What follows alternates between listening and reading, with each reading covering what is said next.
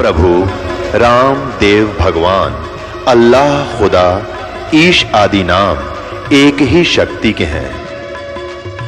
वो कैसा है, कहां है, कैसे मिलता है, किसने देखा है?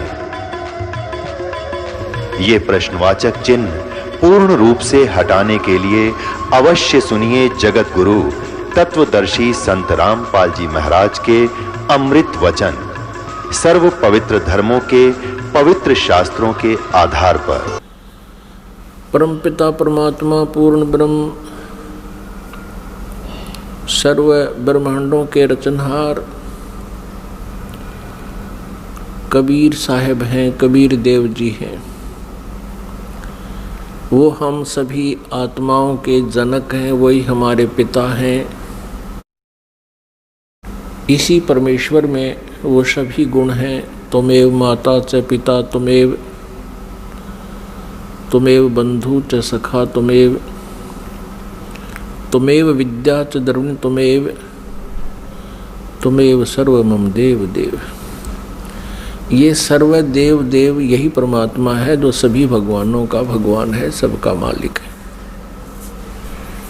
अब प्रथम बार कोई श्रद्धालु ये वचन सुनता है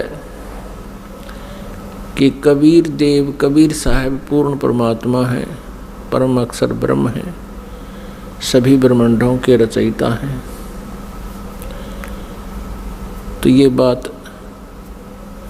ये वचन कुनीन की तरह जीवा पर रखे नहीं जाते।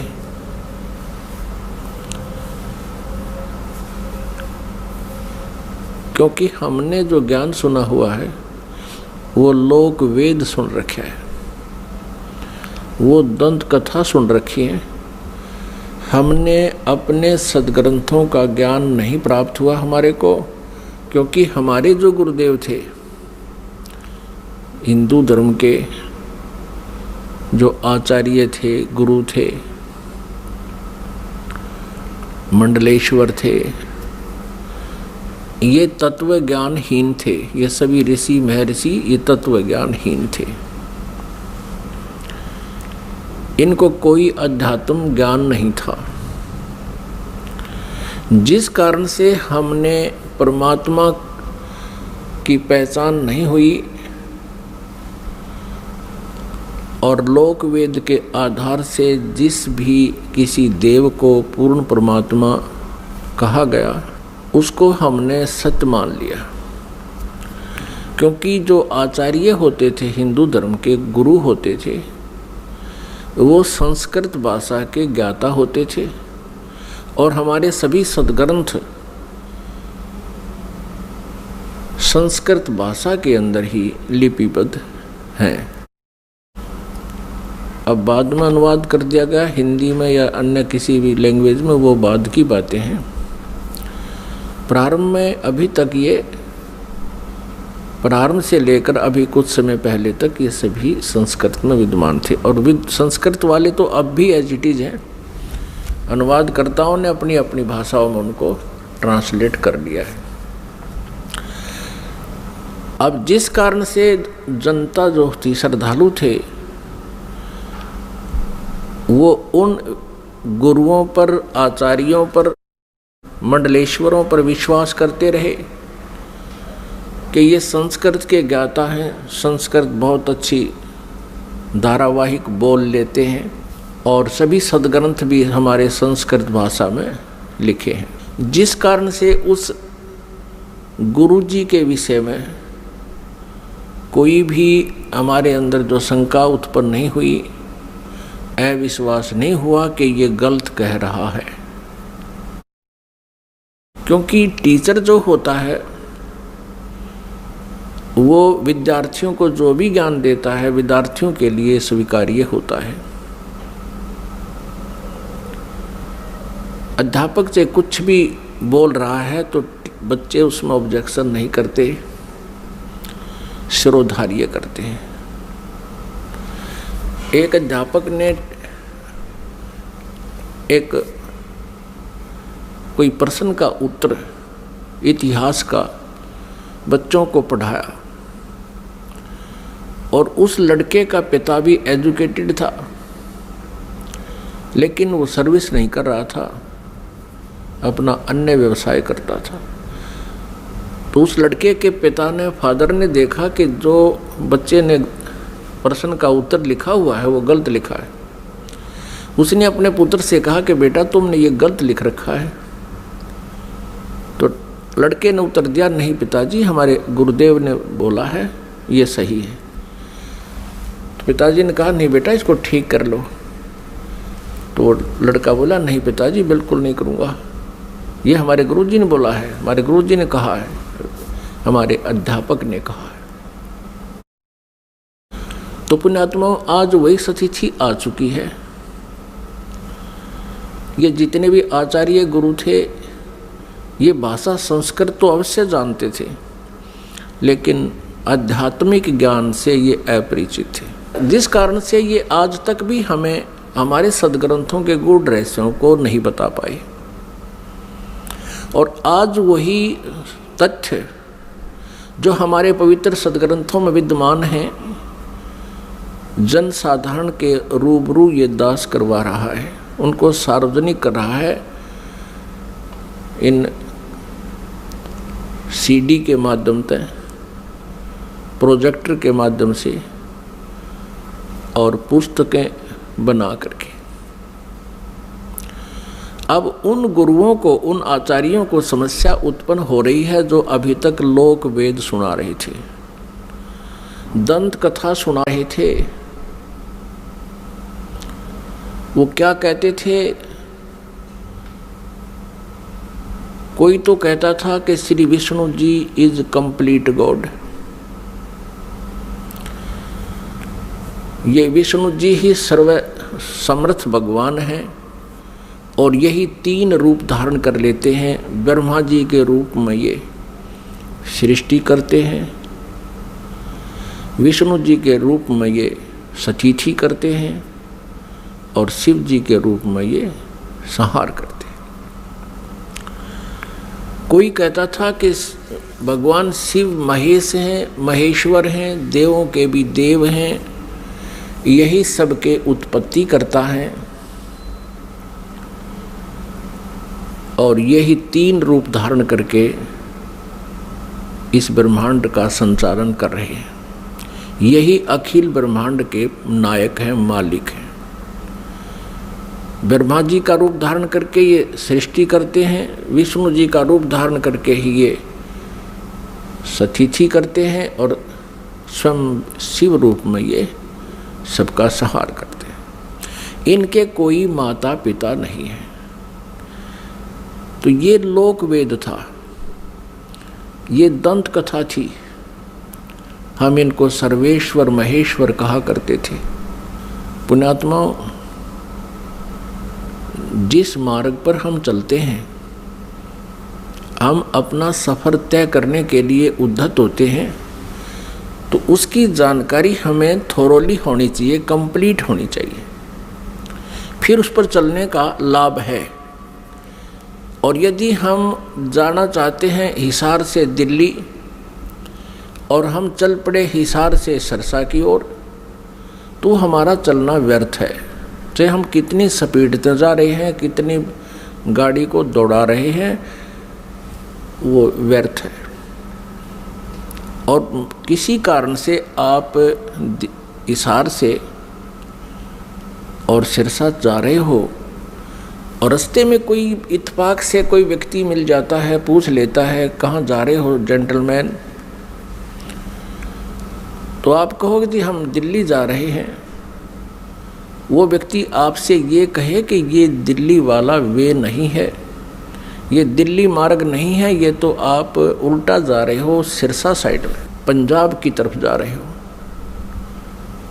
तो उस जेंटलमैन को विचार करना चाहिए कि ये व्यक्ति ऐसे क्यों बोल रहा है, क्योंकि वो तो अपने हिसाब से दिल्ली जा रहा है, लेकिन उसकी अपनी सोच है कि वो दिल्ली जा रहा है, लेकिन मार्ग गलत है, उसकी दिशा गलत है। तो उस जेंटलमैन को, उस भद्र पुरुष को चाहिए वेरीफाई करे और वेरीफाई करने का सबसे इजी तरीका ये है, या तो किसी और व्यक्ति से पूछे और वो भी यही कह रहा है और आपका नहीं यकीन हो रहा तो फिर मैप देखे, मैप अपना मानचित्र देखे और पूछे मैं कहाँ खड़ा हूँ, तो वो लिखा है शहर का नाम कि आप यहाँ सिरसा आ चुके हो, सिरसा से 10 किलोमीटर दूर खड़े हो। तो फिर मानचित्र भी यही बता रहा है और सामने वाला जो बद्दर पुरुष आपको बताना चाहता है कि आपकी दिशा गलत है, तो फिर क्या करना चाहिए? उस समझदार व्यक्ति होगा तो तुरंत मुड़ जाएगा। वो ये ना देखेगा मैंने इतना सफ़र तय कर लिया, अब मेरा क्या बनेगा इतने सफ़र का। वो तुरंत मुड़ जाएगा और उस भूल को सुधारेगा। ठीक इसी प्रकार जो भक्तात्मा गलत साधना कर रहे हैं वो कुमार्ग पर जा रहे हैं। जिन पुण्यात्माओं को ये ज्ञान गलत प्राप्त है वो कुमार्ग पर जा रहे हैं। परमात्मा पाने वाला वो मार्ग नहीं है। और आपको अब ये दास कह रहा है कि आप गलत मार्ग पर जा रहे हो, इससे वापस हो जाओ। और आप चले गए हो 50-60 किलोमीटर दूर कुमार्ग पर और वहाँ आपको पता चलता है कि आप गलत आ गए, तो आपकी समझदारी है कि तुरंत वापस हो जाना चाहिए। और यदि आप ये सोचो कि अब इतने सफ़र का मैंने तय कर लिया, ये तो व्यर्थ गया, मैं तो वापस नहीं होऊंगा, तो ये बुद्धिमता नहीं, ये तो मूर्खता कही जाएगी। इसी प्रकार आप जी किसी भी इस गुरु इष्ट संत के पास किसी भी इष्ट की पूजा कर रहे हो और आपने किसी ने 5 वर्ष, किसी ने 10 वर्ष, किसी ने 20 वर्ष, किसी ने 30 वर्ष भी हो चुके हैं, वहाँ डलेड हो रहे हैं। आज आपको ये पता चलता है कि आपका मार्ग गलत है, तो आप जी को चाहिए, क्या चाहिए? अब इसमें कहने की आवश्यकता नहीं गनी, बुद्धिमान को संकेत बहुत है। आपको चाहिए कि तुरंत उस मार्ग को त्याग कर, ये नहीं सोचना चाहिए कि 20 वर्ष की साधना का मेरा क्या होगा, 30 वर्ष की साधना मैंने इस पंथ में कर ली, मेरा क्या होगा। वो तो हो चुका है, तेरा जो होना था वो तो बर्बाद हो चुके हो तुम। आप जी को मार्ग पर इतनी सफ़र कर चुके हो 100 किलोमीटर, इससे वापस होना ही हितकारी है। आपका इसी में शुभ है, तुरंत वापस हो जाओ, त्याग दो उसको। अब परमात्मा कहते हैं भेड़ा देखा दरदरा उत्तर चले फड़क। पहले बेड़ा होता था, बेड़े चला करते थे, दरिया पार करने के लिए नौका भी नहीं होती थी तो उसमें बेड़ा बनाया करते थे। बेड़ा, वो बेड़ा तो आपको याद नहीं होगा, लेकिन ये समझ ले नौका है। जिस नौका में आप बैठे हो उस नौका में पानी भर रहा है, उसमें उसका नीचे का बेड जो है वो डैमेज हो चुका है और साथ में दूसरे वाला बिल्कुल जो है सही नौका साथ में आ जाता है और आपको पता चल जाता है कि ये तो डूबोगे तुम इस नौका में जिसमें बैठे हो, पानी भर रहा है इसके अंदर। तो कहते हैं परमात्मा कहते हैं बेड़ा देखा जर्जरा और उत्तर चले फड़के। डूबे थे पर उबरे। कबीर परमेश्वर जी हमें बताना चाहते हैं कि जो बुद्धिमान होंगे वो ऐसा करेंगे। डूबे थे पर उबरे, गुरु के ज्ञान चमक और भेड़ा देखा जर्जरा उत्तर चले फड़क। कहते हम तो डूबे थे, 84 लाख योनियों में चले जाते। गुरु जी के ज्ञान से फिर हम फड़क गए, एकदम फड़कना माने न जबरदस्त भयभीत हो जाना और एकदम फड़क के यानी ऐसे चमक के कूद जाना, एकदम चमक जाना। मतलब सेकंड का विचार भी नहीं करने का समय है। डूब रहा है तो एकदम दूसरा साथ में खड़ा है, अच्छा स्थान है तो उस पर चमक एकदम कूद जाना, उसको कहते हैं डूबे थे पर उबरे। गुरु के ज्ञान चमक, लोग एकदम चमक का पड़ा है भाई, एकदम ऐसे सतर्क हो जाना। और भेरा देखा दरदरा, दरदरा माने टूटन डूबन हो रहा है, तो उतर चले फड़क। तो उस पुण्यात्मा को अब विलंब नहीं करना चाहिए गुरु बदलन में।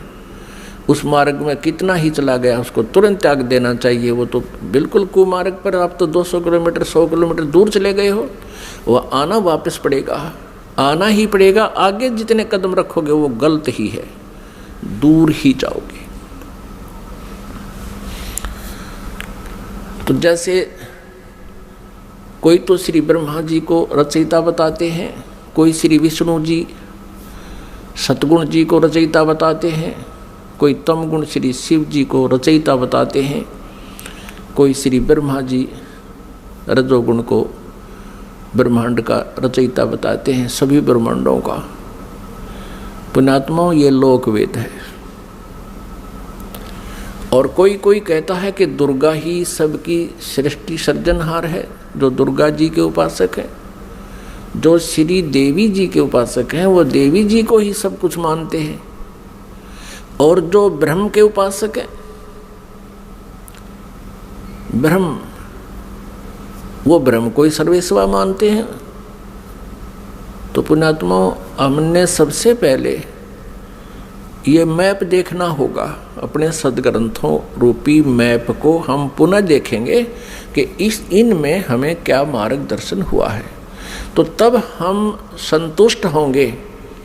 अभी तक तो हम किसी से कुछ सुन रहे हैं भगवान के विषय में, किसी महापुरुष ने कुछ ज्ञान दिया है, किसी ने कुछ दिया है, और हम विद्यार्थी हैं, श्रद्धालु हैं। जो भी संत गुरु जी हमें जैसा भी भगवान के विषय में ज्ञान देता है, हम बिना किसी शंका के, बगैर किसी ऑब्जेक्शन के हम स्वीकार कर लेते हैं।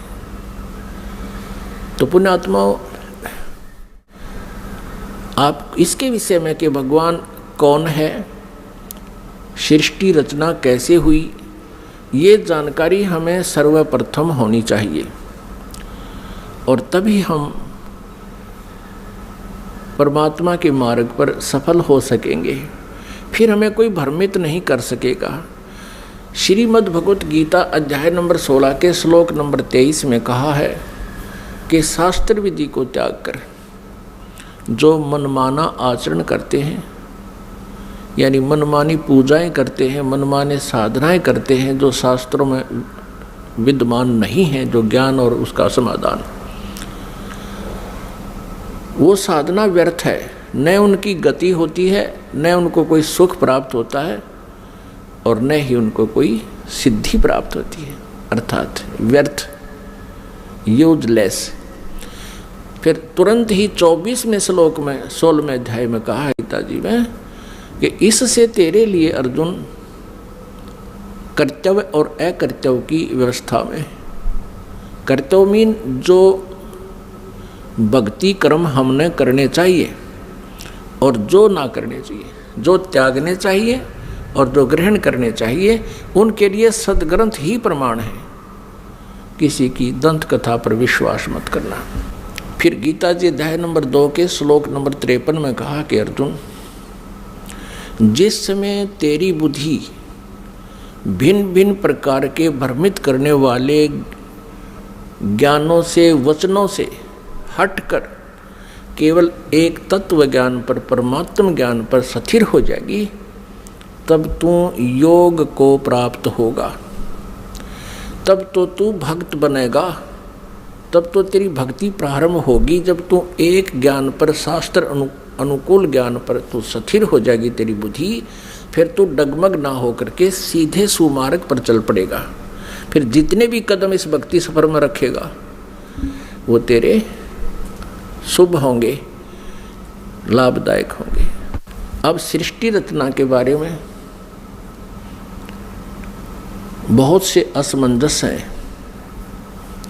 जैसे जैन धर्म के व्यक्ति, श्रद्धालु, आचार्य, मुनि, वो कहते हैं कि इस सृष्टि का कोई रचयिता नहीं, कोई इसका संहार करता नहीं, अनादि है, अपने आप बनती है, अपने आप ये चलती है। ऐसा ही नहीं, और भी बहुत से श्रद्धालु हैं। कोई कहते हैं विष्णु जी ने इसकी रचना की है, जैसे अब पीछे हम बता चुके हैं। इसके विषय में आप जी को विशेष डिटेल से बताएंगे। परमेश्वर कबीर देव जी का जो प्रसंग चला था कि ये पूर्ण परमात्मा है, पूर्ण ब्रह्म है, कंप्लीट गॉड है, ये विश्वास आप जी को नहीं हो सकता जब तक हम इनके गुणों से परिचित नहीं होंगे। और गुण कहाँ होते हैं? उनके जीवनी में, उनके इतिहास में लिखे होते हैं।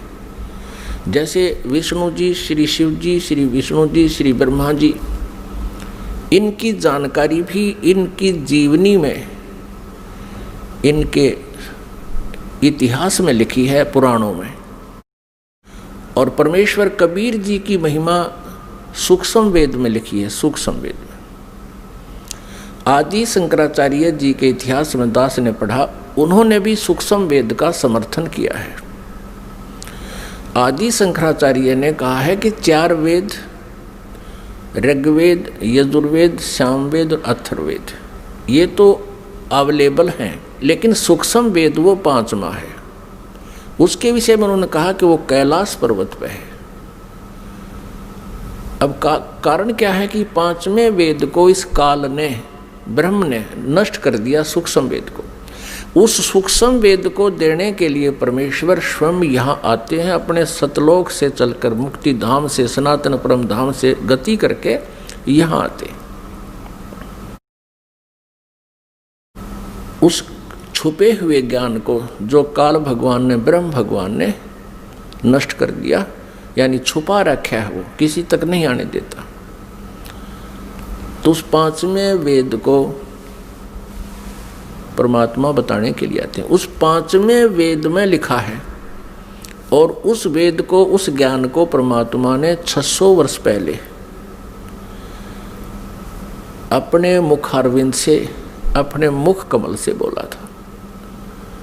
इसलिए गीता जी अध्याय नंबर 4 के श्लोक नंबर 32 में कहा है कि अर्जुन, गीता जी अध्याय नंबर 4 के श्लोक नंबर 25 से लेकर 31 तक बताया गया है, कोई देवताओं की पूजा करता है, कोई स्वाध्याय ही करता है, कोई तीक्ष्ण अहिंसावादी व्रतों पर ही आधारित है, कोई प्राणायाम आदि करके ही अपनी साधना को सफल मानता है।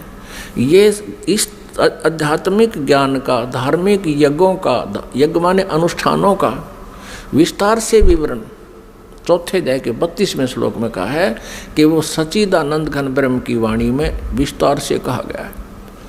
यहाँ अनुवादकर्ताओं ने श्रीमद् भगवत गीता अध्याय 4 श्लोक 32 में अनुवादकर्ताओं ने ज्ञान न होने से अनर्थ कर दिया। उसमें लिखा ब्रह्मण मुखे, मूल पाठ में ब्रह्मण मुखे लिखा है, अनुवादकर्ताओं ने लिख दिया ब्रह्मण मुखे का अर्थ लिख दिया वेद की वाणी में। वो गलत लिख दिया, वो गलत अनुवाद किया है। ब्रह्मण मुखे माने सच्चिदानंद घन ब्रह्म की वाणी में, जो अपने मुख से, मुखे माने अपने मुख से मालिक ने जो बोली है, उस मुख से बोली हुई वाणी में विस्तार से कहे गए हैं, और वो है कबीर वाणी। ब्रह्मण का अर्थ यहाँ इन्होंने गलत कर दिया, वेद लिख दिया। और गीता जी अध्याय नंबर 17 के श्लोक नंबर 23 में ओम तत्सत इति निर्देश है ब्रह्मण त्रिविद समर्थ है, वहाँ ब्रह्मण का अर्थ इन्होंने ठीक किया है, क्योंकि वहाँ विचलित नहीं हुए। ये सच्चिदानंद घन ब्रह्म लिखा है ब्रह्मण का अर्थ, तो यहाँ 4थे अध्याय के 32वें श्लोक में भी ब्रह्मण का अर्थ लिखना पड़ेगा, सच्चिदानंद घन ब्रह्म की वाणी में विस्तार से कही गई। फिर 4थे अध्याय के 34वें श्लोक में कहा कि वो तत्व ज्ञान है जो 5वें वेद में लिखा है, सूक्ष्म वेद में लिखा है। उस तत्व ज्ञान को तू तत्वदर्शी संतों के पास जाकर समझ।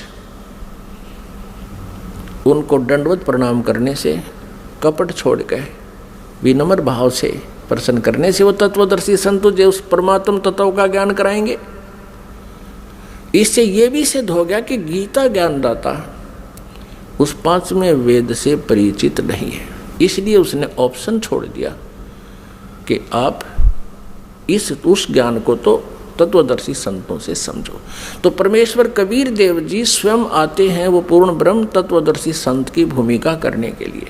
उन्होंने 600 वर्ष पहले, क्योंकि परमेश्वर कबीर जी सन 1398 में यानी संवत 1455 विक्रमी संवत 1455 जून यानी ज्येष्ठ की पूर्णमासी को एक शिशु रूप धारण करके कमल के फूल पर विराजमान हुए थे काशी शहर में लहर तारा तालाब में।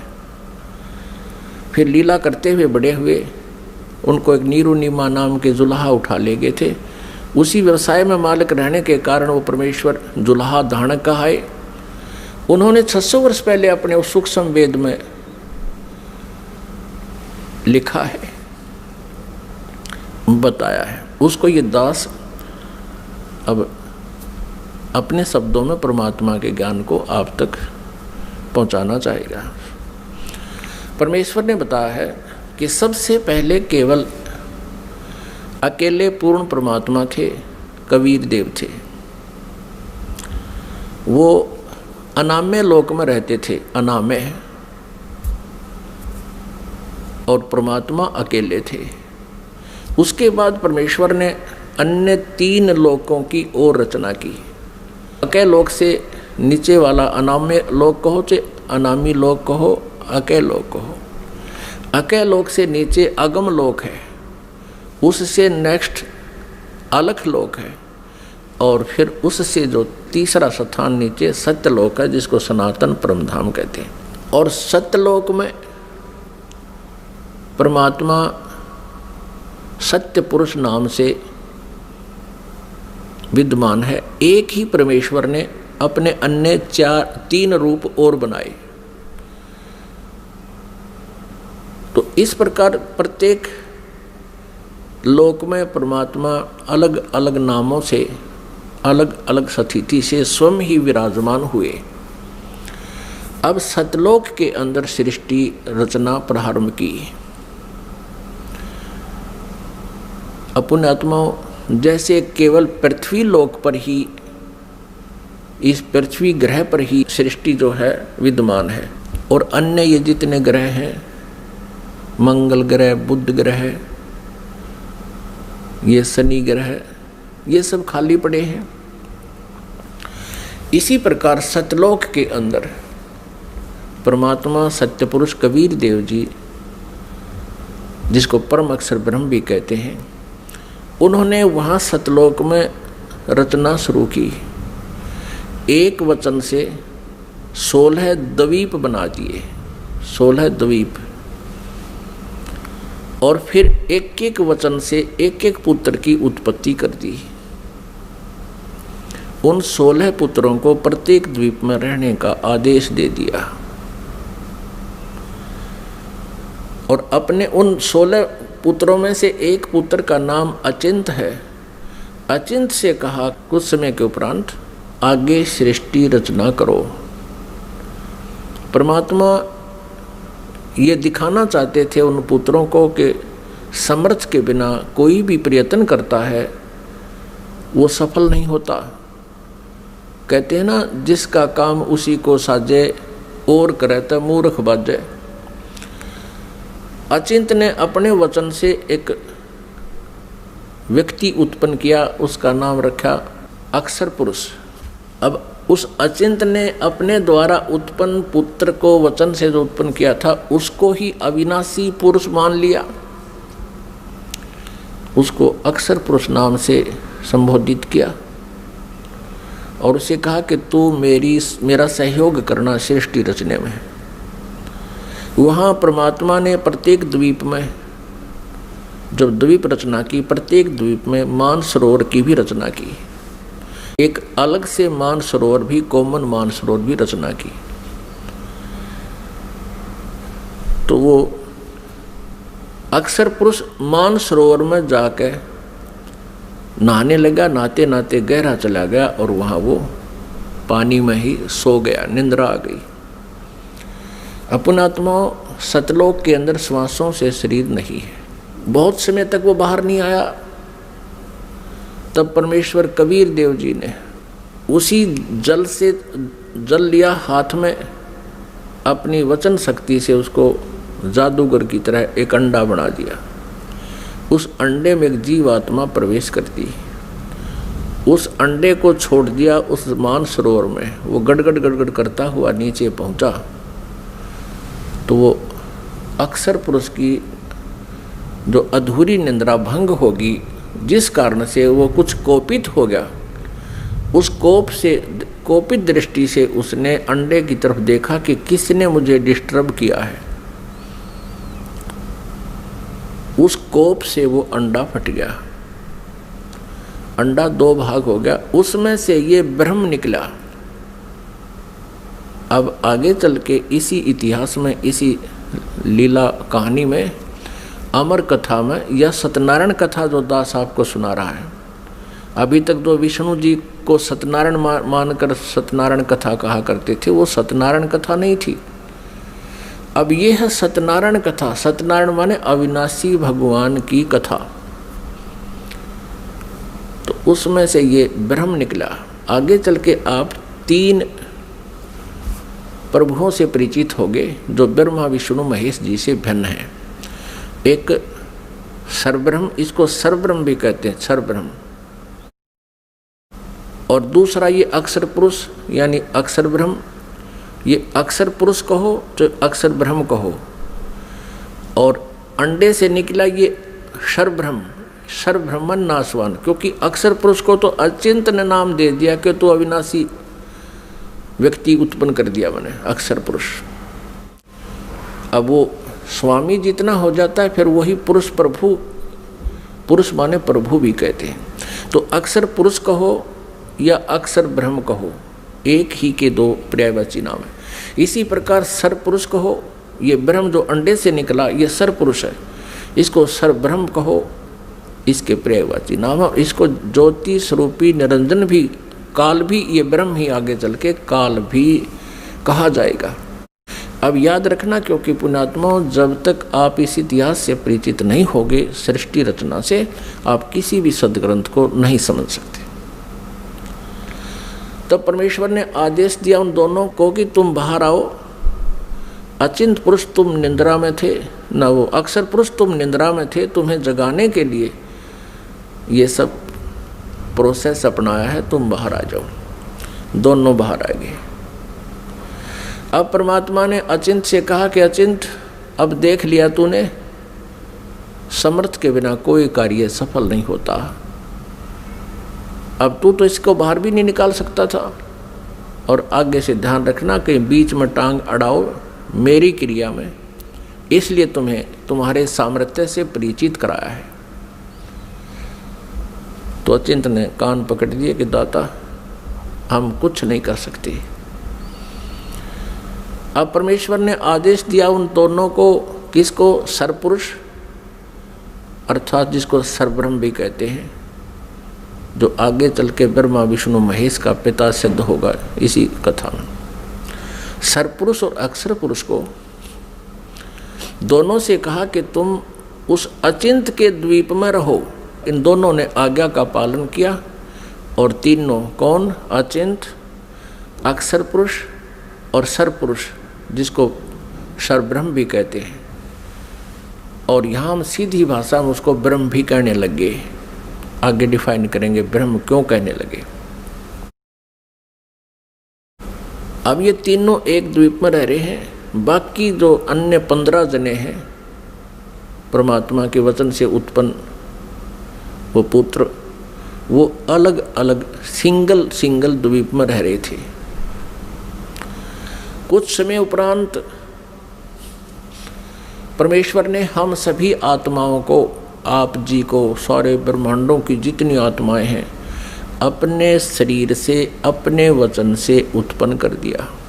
और वहाँ हम तेजों में शरीर में विद्यमान थे। नूरी शरीर है हमारा, यानी तेजों में शरीर है, एक तत्व से बना हुआ है। उसमें नाड़ी, वो शुक्रम अकायम ऐसनाविरम, वो जैसे हमारी शुक्र से बनी हुई काया नहीं होती जो माता पिता के संयोग से बनती है, उसमें नाड़ी आदि का जुगाड़ दौड़ नहीं होता, नाड़ी तंत्र नहीं होता।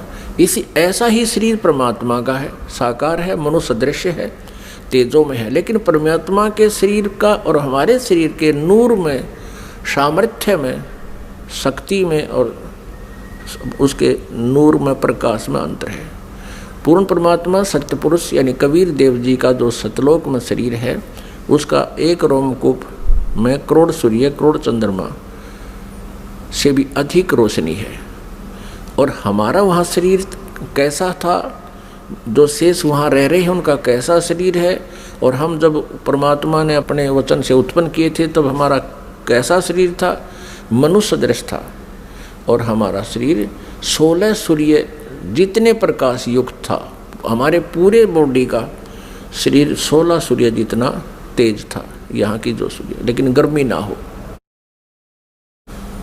हम सभी वहाँ रहने लगे, वहाँ कोई दिक्कत नहीं थी, किसी प्रकार का कोई अभाव नहीं था, वहाँ जरा और मरण नहीं था, वहाँ जन्म मृत्यु नहीं होता था और बुढ़ापा भी नहीं आता था वहाँ पर। अपने आत्माओं यह विचार करना कि हम यहाँ कितने दुखी हैं और फिर भी हम ये सोचे हैं हमारी मृत्यु ना हो, और जबकि हमें पता है कि मृत्यु तो डेफिनेट होगी, यहाँ का विधान है, और फिर भी हमारी मरने की इच्छा नहीं। कारण क्या है कि हम ऐसे लोक में रहा करते थे जहाँ मृत्यु नहीं होती थी, जिस कारण से हमें ये मरना अच्छा नहीं लगता। और बिल्कुल ठीक है, वे क्यों तो जन्म हुआ था और फिर क्यों मारे। 30, 40, 50, 60, 70, 80 वर्ष तो हम ये मकान मकून बनाने में लावा, फिर इसमें रहने पाते ना, 1 मिनट में कड़च कर देता है यहाँ का भगवान।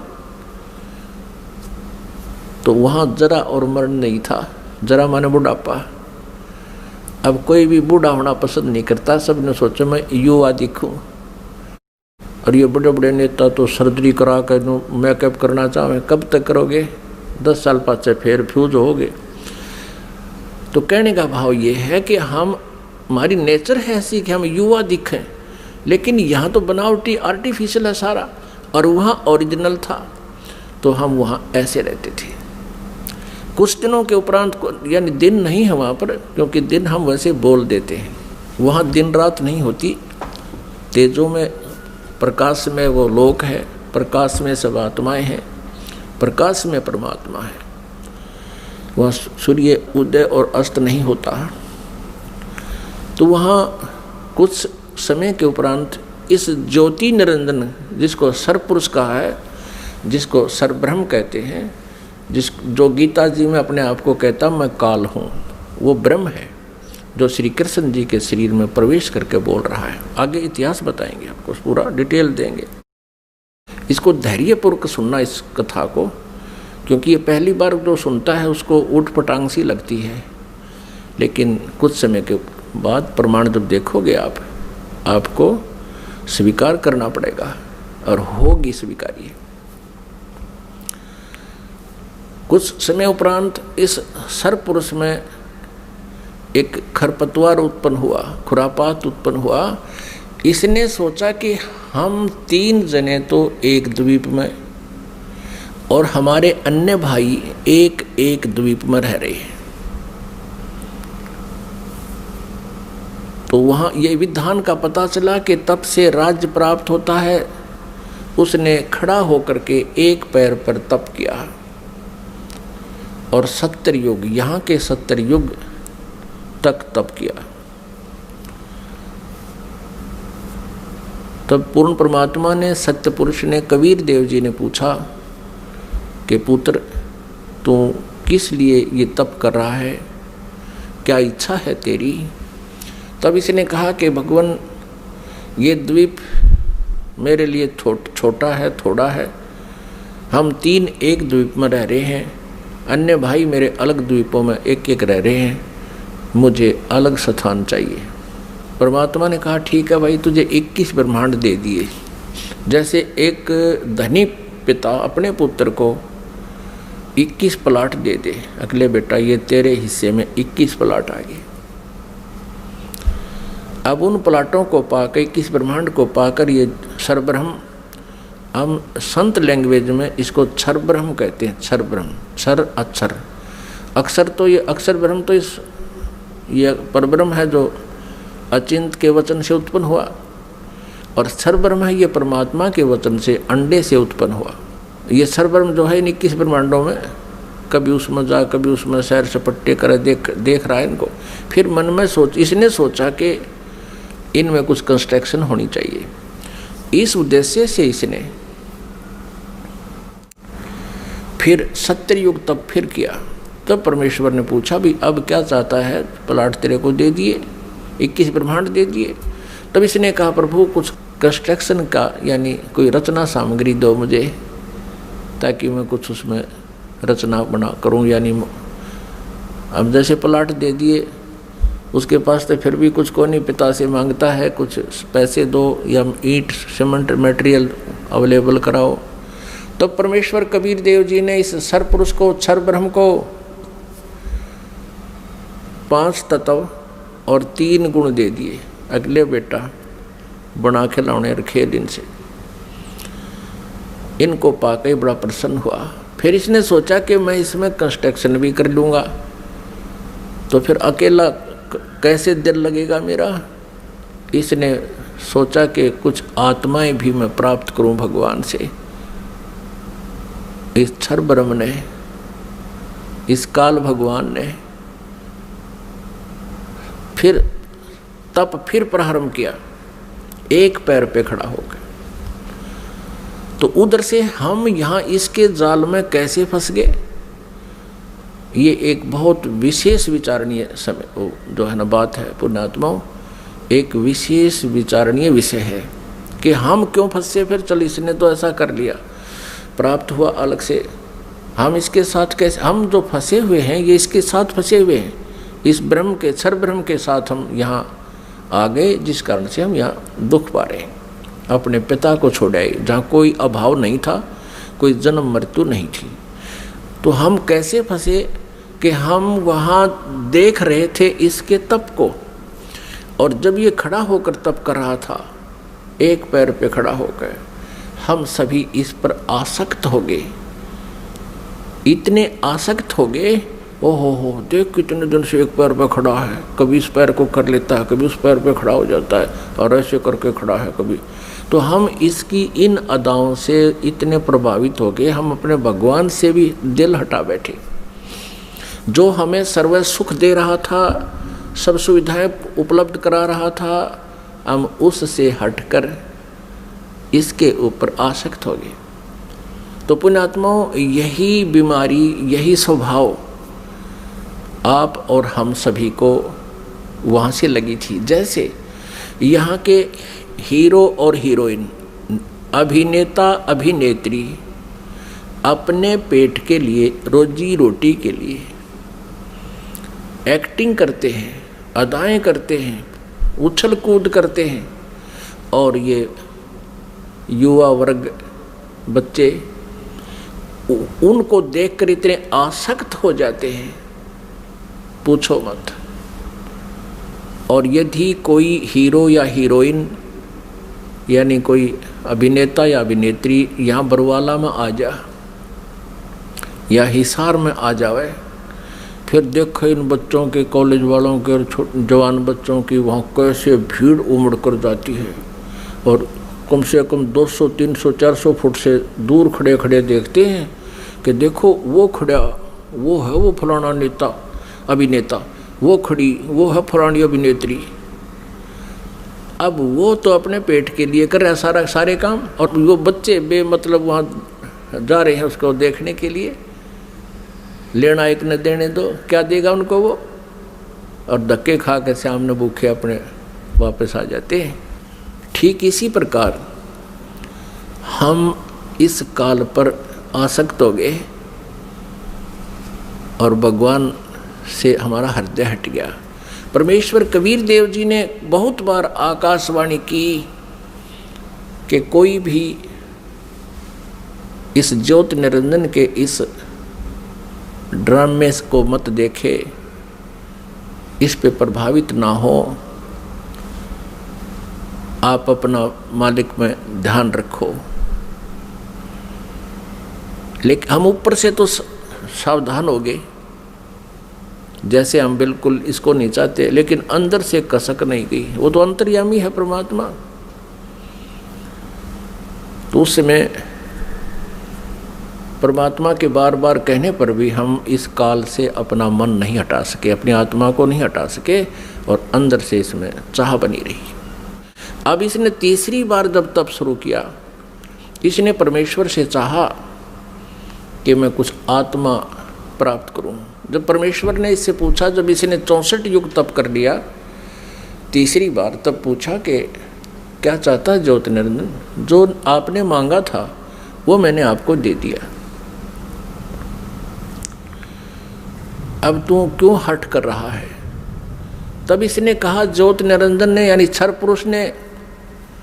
पुरुष ने कहा कि प्रभु मुझे कुछ आत्माएं दे दो, मैं अकेला वहाँ नहीं रह सकता, 21 ब्रह्मांडों में अकेला कैसे रहूँगा। तब परमेश्वर ने कहा कि भी देखो, तेरे तप के बदले में 64 युग जो तप किया, इसके बदले में और राज्य दे सकता हूँ, और वस्तु मांग ले वो दे सकता हूँ, लेकिन ये आत्मा नहीं दे सकता, क्योंकि ये मेरी आत्मा है।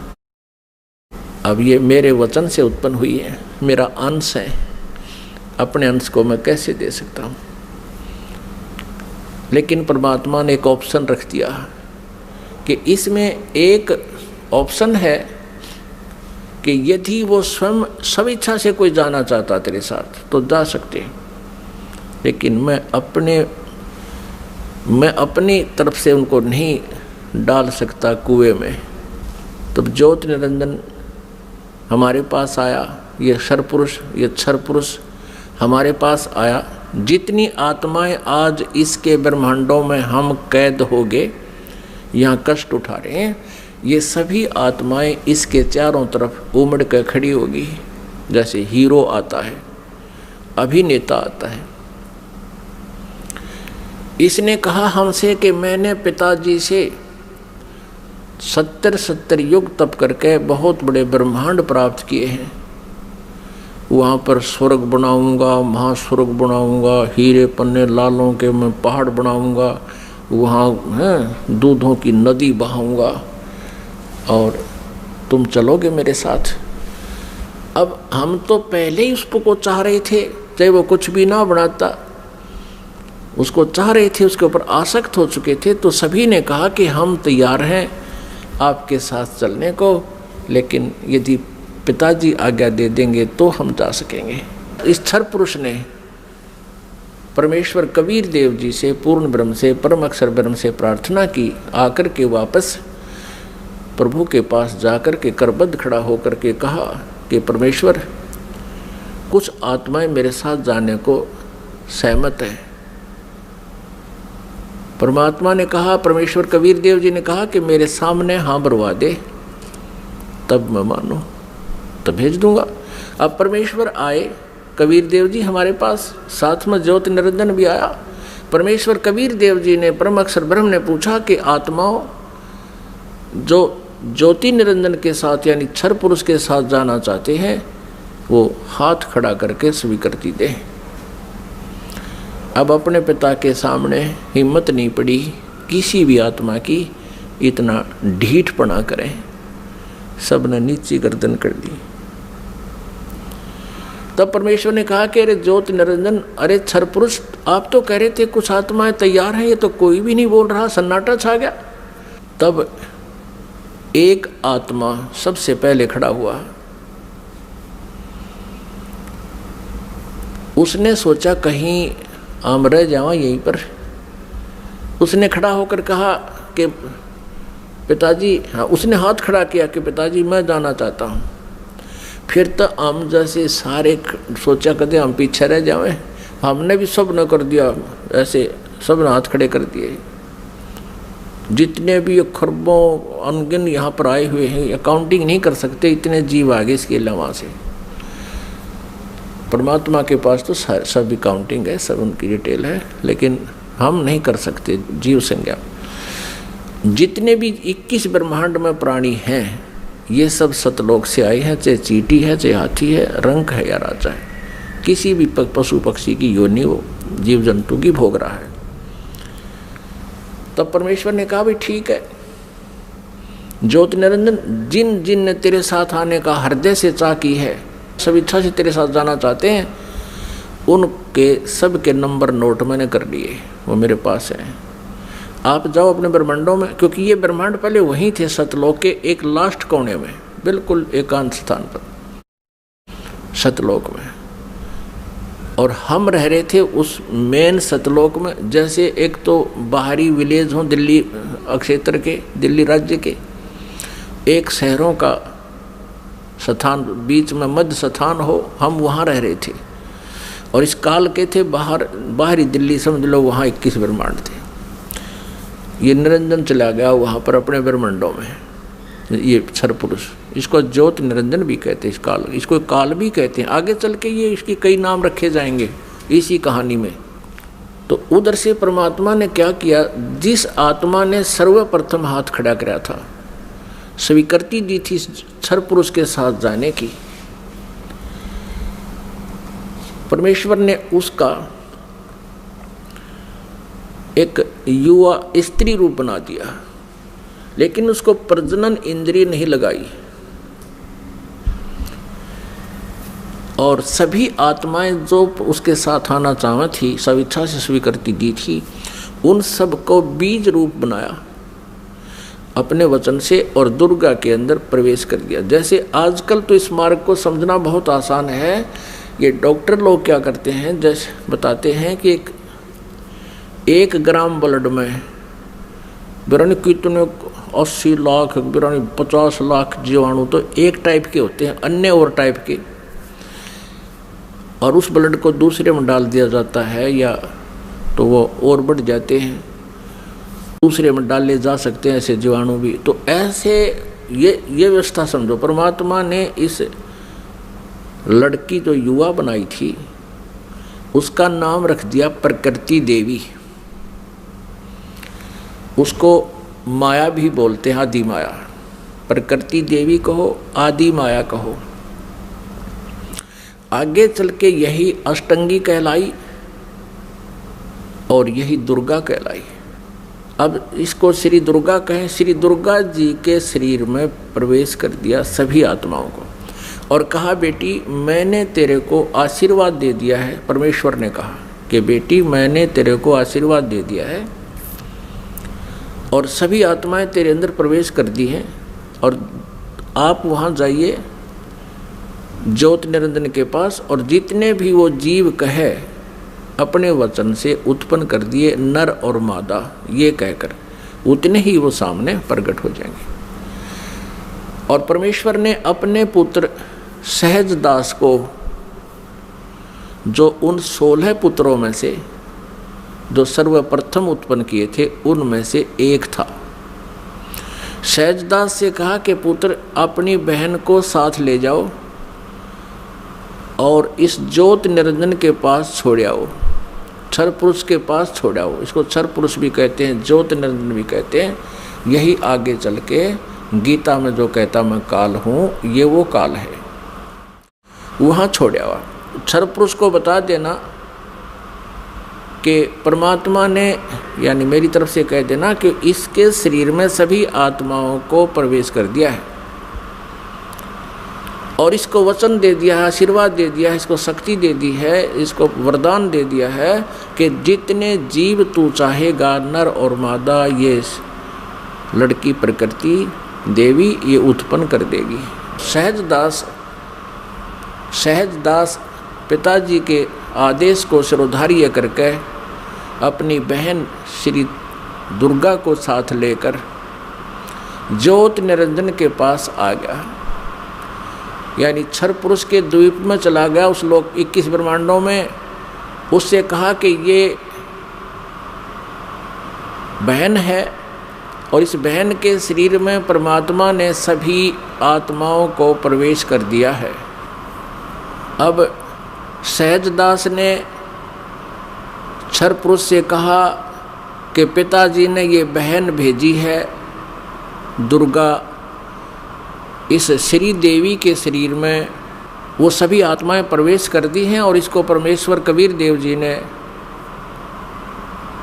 वरदान दे दिया है कि जितने जीव तू चाहेगा ये वचन से उत्पन्न कर देगी।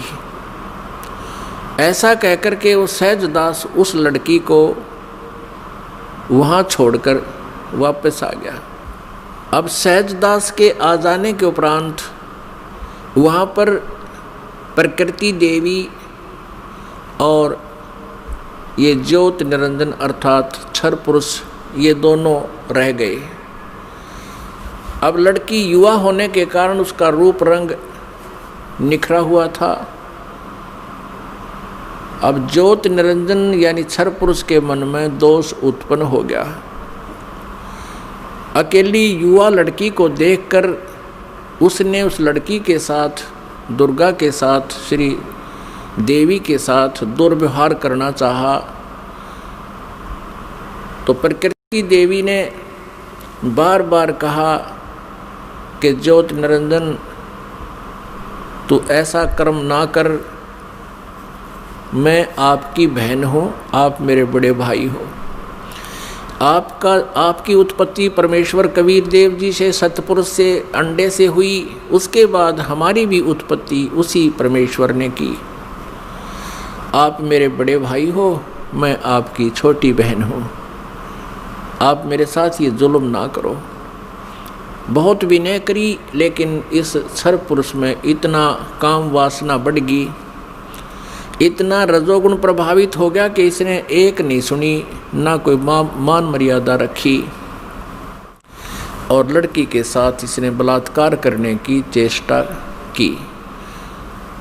अभद्र तरीके से मुंह खोल रखा था। दुर्गा ने यानी प्रकृति देवी ने सूक्ष्म रूप बनाया, इसके मुंह में, पेट में शरण ग्रहण की। वैसे तो कहीं भागे जान नहीं दे सकता था, पता था उसको। अपनी इज्जत रक्षा के लिए, अपने कौमार्य की रक्षा करने के लिए इसने पेट में शरण चली गई। उधर से आवाज़ लगाई कि हे परमात्मा मेरी रक्षा करो, मुझे बचाओ, मेरे पिताजी मुझे बचाओ। परमात्मा को पता था कि इनके साथ ऐसा होगा, क्योंकि हम परमात्मा परमेश्वर जी के बार बार मना करने पर भी हम इससे अपना मन नहीं हटा सके थे। परमेश्वर ने स्वयं अपने पुत्र जोगजीत का रूप धारण किया और वहाँ प्रकट हो गए। लड़की को, दुर्गा को उसके पेट से निकाला, शरीर से बाहर निकाला और कहा कि ज्योत निरंजन सुन ले आदेश परम पिता का, तूने इस अच्छे लोक में ऐसा जुल्म किया है, तू पहला व्यक्ति है। तूने यह बदनीयत की है इस लड़की के ऊपर आज, और तूने इसको अपने पेट में निगल लिया है, और तेरी जो क्रिया है यह भी एक बहुत अभद्र पुरुष की है, इसलिए तेरा नाम आज से काल होगा। तो काल नाम से जाना जाएगा और 1 लाख मानव शरीरधारी प्राणियों का नित आहार किया करेगा और 1.25 लाख उत्पन्न करेगा, यानी 25% एक्स्ट्रा तो उत्पन्न किया करेगा। और आज से तुझे यहाँ से देश निकाला दे दिया है परमपिता परमेश्वर ने, सतलोक से निकाल दिया तुम्हारे को 21 ब्रह्मांड समेत दोनों भाग, यहाँ से निकल जाओ तुम। इतना ही कहा था, उसी समय ये 21 ब्रह्मांड वहाँ से ऐसे चल पड़े जैसे विमान स्पीड पकड़ लेता है। और इस प्रकृति देवी से, दुर्गा से परमात्मा ने कहा कि बेटी तुमने अपने पैर पर आप कवाड़ा मारा है, अब तुम सब इच्छा से इसके साथ जा रहे हो और पिताजी के दिल से तुम उतर गई, क्योंकि वहाँ परमात्मा अपना रूप बदले हुए खड़े थे। अब तुम यहाँ नहीं रह सकते। 21 ब्रह्मांड सतलोक से चले और सत्यलोक से, बाहरी अक्षेत्र से, सीमा से 16 शंख कोश, जैसे अरब खरब हैं, नील पद्म 10 पद्म, फिर शंख 10 शंख, ऐसे 16 शंख कोश। एक कोश लगभग 3 किलोमीटर का होता है, 48 शंख किलोमीटर समझो। ये 21 ब्रह्मांड आगे। अब ज्योत निरंजन ने सोचा कि जो मेरे साथ होना था वो तो हो चुका है और मैं यहाँ का फुल फ्लैज हो गया, इंडिपेंडेंट हूँ, अब अपनी मर्जी चलाऊंगा। इसने फिर से उस दुर्गा के साथ दुर्व्यवहार शुरू किया, श्री देवी के साथ। श्री देवी ने, दुर्गा ने फिर कहा कि ज्योति निरंजन यानी क्षर पुरुष, तू आंख खोल ले। देखो, परमात्मा ने मुझे शक्ति दी है, वर्ड पावर दी है, शब्द शक्ति दी है। मैं वचन से जितने जीव तू कहेगा मैं उत्पन्न कर दूंगी तेरे यहाँ संसार के लिए। तू ये मैथुन सृष्टि प्रारंभ मत कर। लेकिन ये नहीं माना। दुर्गा ने फिर यातना की कि देख, पहले तो तू मेरा बड़ा भाई, मैं तेरी छोटी बहन, और दूसरे मैं तेरे पेट से निकलकर तेरे शरीर से बाहर आई हूँ, मैं तेरी पुत्री होगी। तू किसी नाते की तो लाज रख ले। लेकिन इस ज्योति निरंजन क्षर पुरुष ने उसकी एक नहीं सुनी। तो उसमें परमात्मा ने इस लड़की को प्रजनन इंद्रिय नहीं लगाई थी। फिर इस काल ने, ज्योति निरंजन ने, ये तब से सिद्धियां भी आ जाती हैं। अपनी सिद्धि शक्ति से प्रजनन इंद्रिय बनाई, दुर्गा से बाई फोर्स विवाह किया, और फिर इन 3 पुत्रों की उत्पत्ति हुई।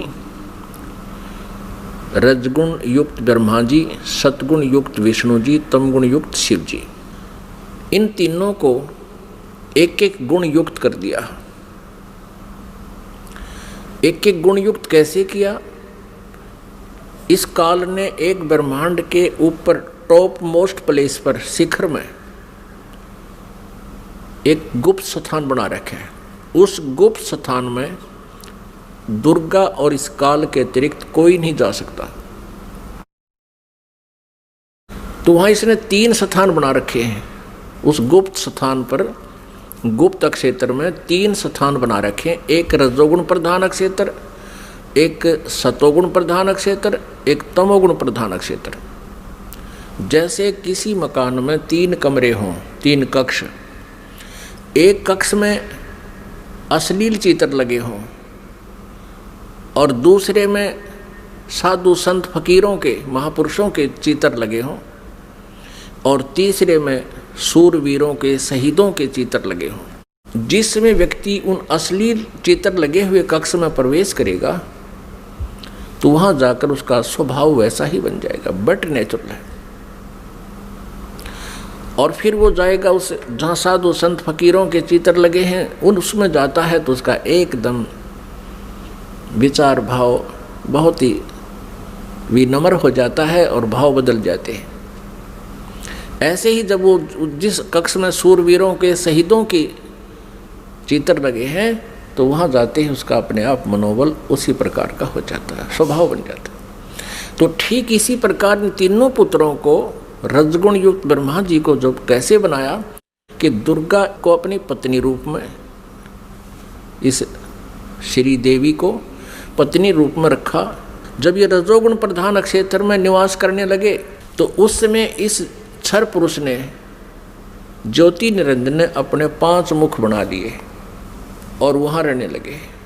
इन दोनों के संयोग से जो पुत्र उत्पन्न हुआ वो पंचमुखी हो गया।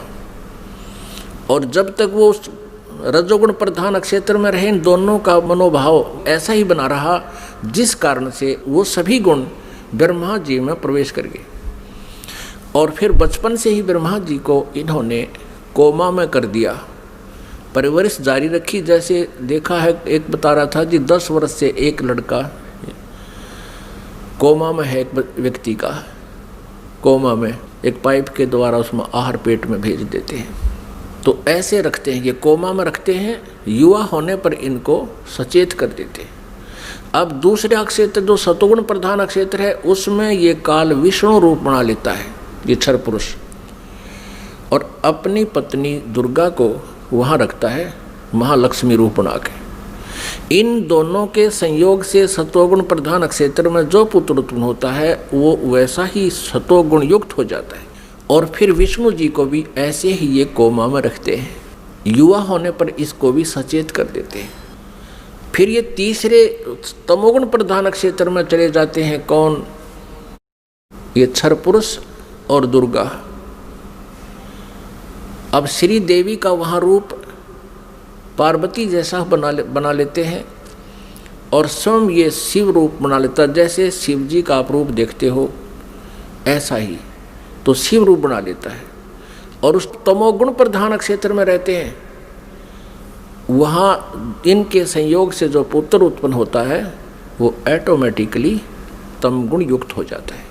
और जब वो पुत्र बड़ा होता है उससे पहले उसको कोमा में रखते हैं, उसी तरह युवा होने पर उनको सचेत कर देते हैं। जब ये युवा हो जाते हैं तीनों को इकट्ठा कर देते हैं।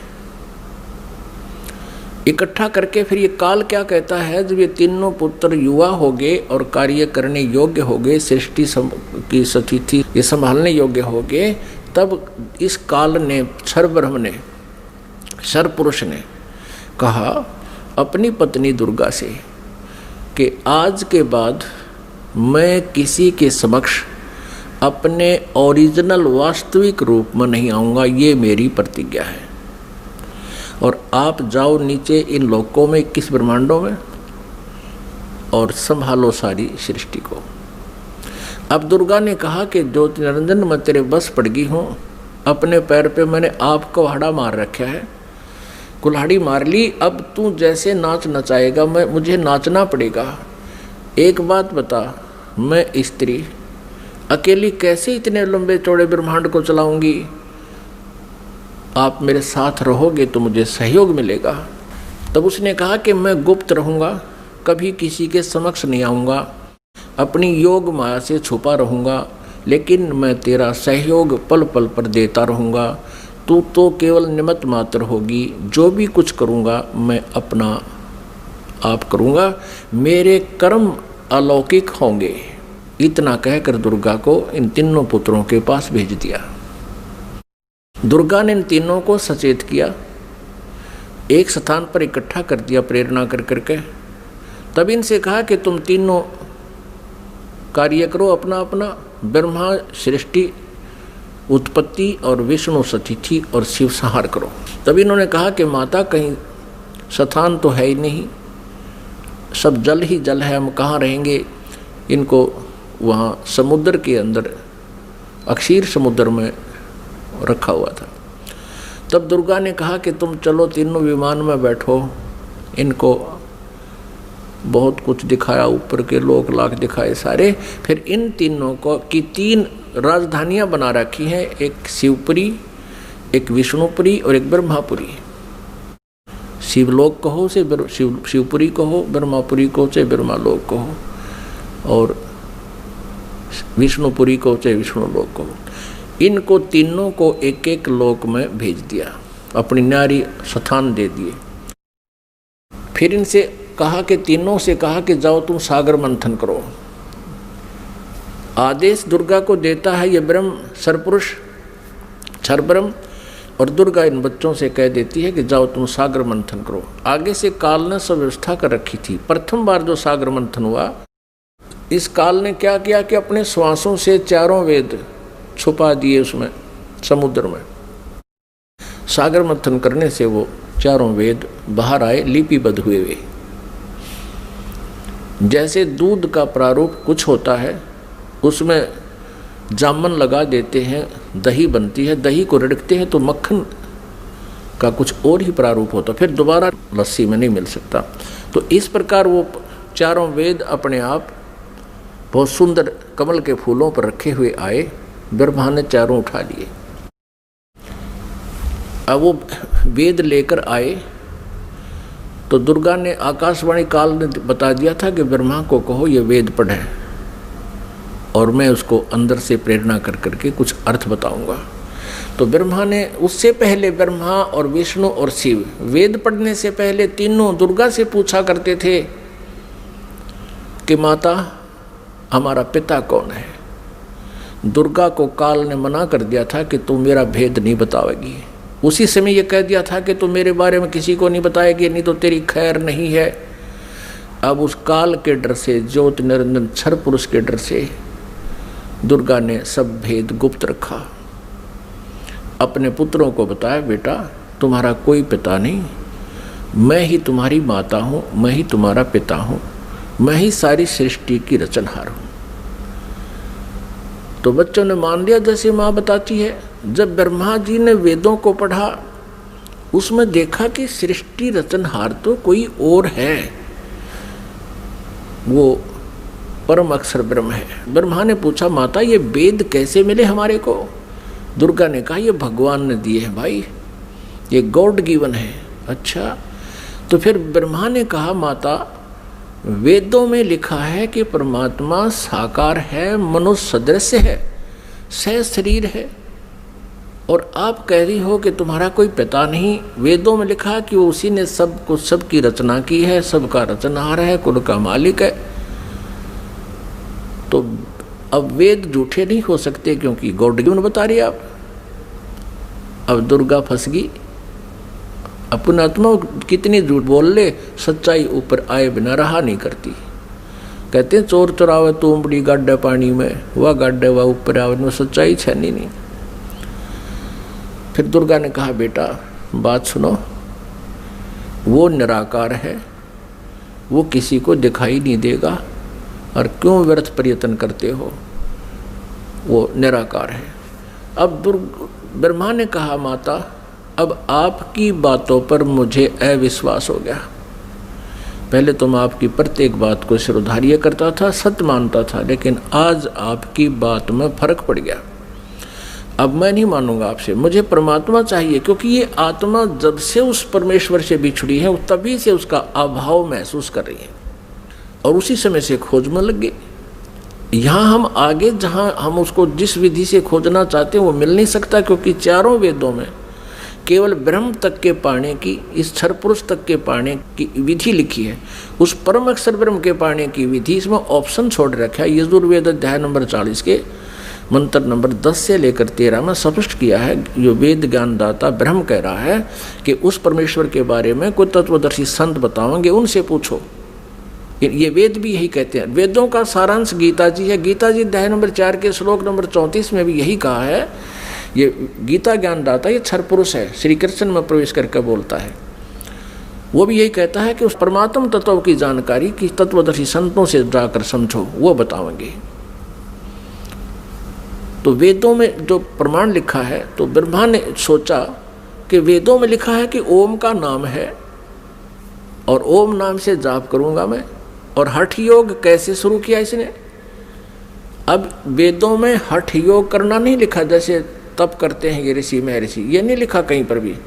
लेकिन वो तप कहाँ से ग्रहण किया? इस तप वाला जो हठ योग की साधना कहाँ से ग्रहण करी ब्रह्मा ने? ब्रह्मा जी जब उत्पन्न हुआ, श्री विष्णु जी के नाभि से कमल निकला और उसके ऊपर ये बैठे विराजमान पाया अपने आप को। काफ़ी समय तक उस डंठल को पकड़कर नीचे उतरा, ऊपर नीचे घूमा, कहीं और छोर नहीं मिला, तो वापस उस कमल के फूल पर आकर विराजमान हो गया। तब आकाशवाणी करी क्षर पुरुष ने, ज्योति निरंजन ने, कि तप करो तप करो। अब ब्रह्मा ने वो आकाशवाणी परमेश्वर की मान कर तप शुरू कर दिया।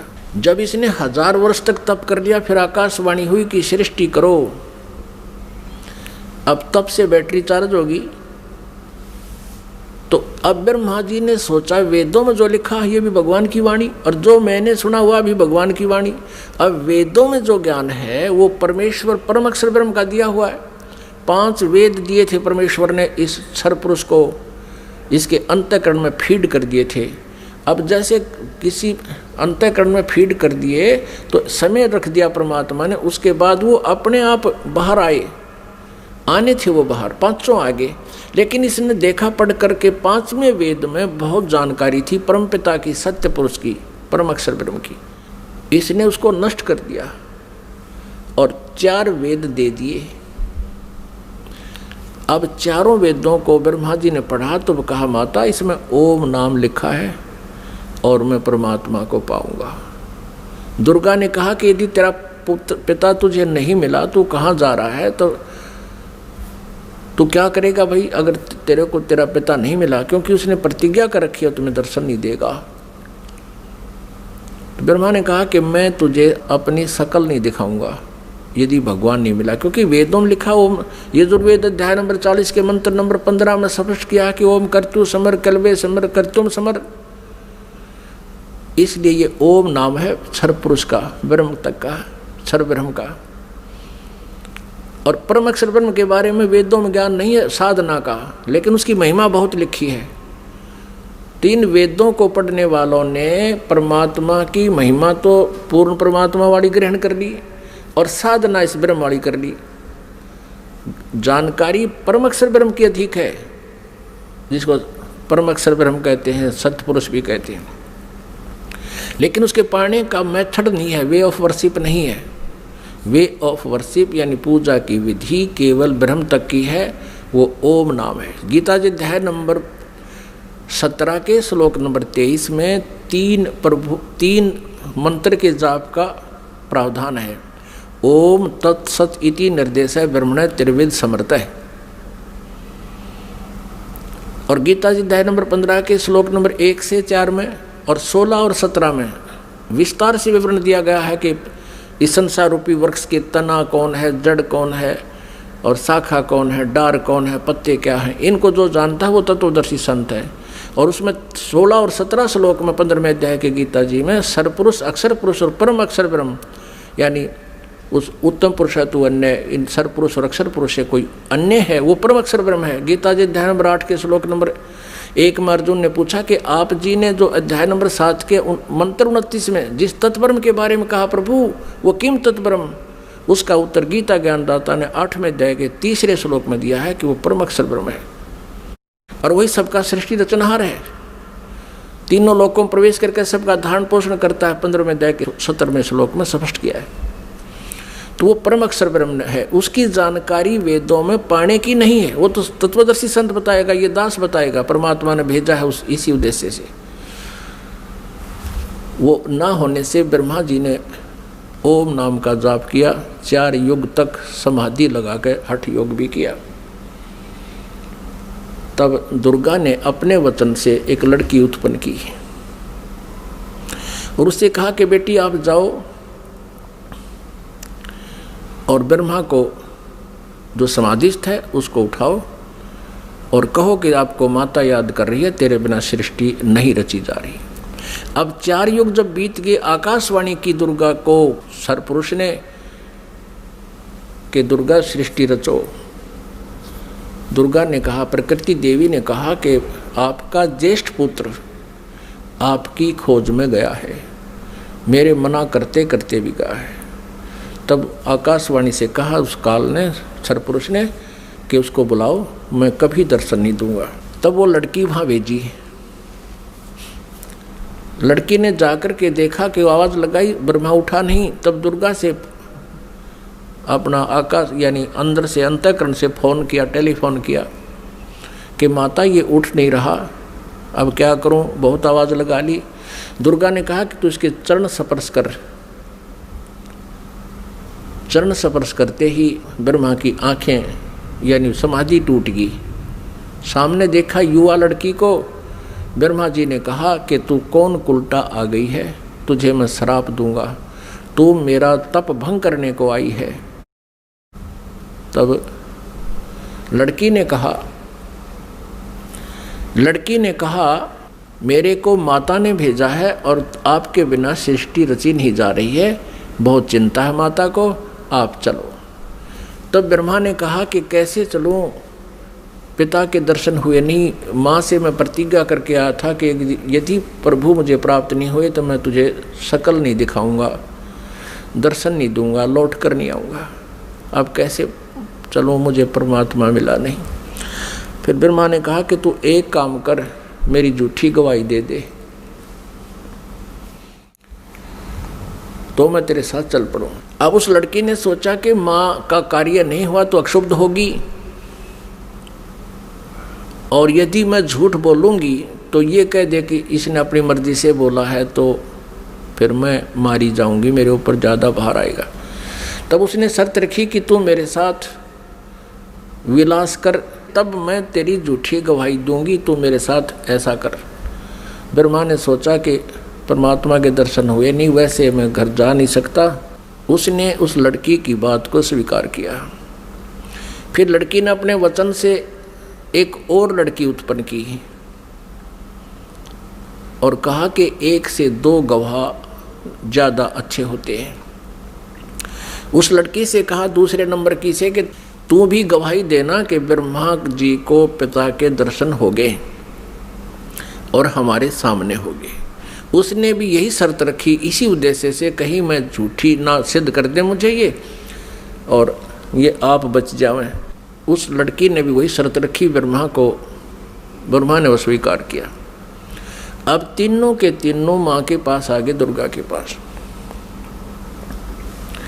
अब दुर्गा ने पूछा, प्रकृति देवी ने पूछा ब्रह्मा से, क्या आपको अपने पिता के दर्शन हो गए? अब सुनियोजित षड्यंत्र के तहत ब्रह्मा ने कहा हाँ मुझे पिताजी के दर्शन हो गए। तो दुर्गा ने कहा कि भाई कैसे मानूं मैं तेरी बात को, क्योंकि दुर्गा को तो फाइनल था कि उसने कह रखा कि मैं दर्शन नहीं दूंगा, ये मेरा फाइनल आदेश है, फाइनल फैसला है, डिसीजन है। अब दुर्गा को पूरा दृढ़ विश्वास था कि ऐसा तो हो नहीं सकता। तो उसने कहा कोई गवाह बता भाई, कोई एविडेंस दे। ब्रह्मा ने कहा कि दोनों लड़कियां मेरी गवाह हैं। अब उस दोनों लड़कियों से दुर्गा ने पूछा कि बताओ तुम्हारे सामने इसको दर्शन हुए? हाँ। दोनों ने झूठी गवाही दे दी कि हमारे सामने इसको ब्रह्मा जी को भगवान ने दर्शन दिए हैं, मनुष्य दृश्य है।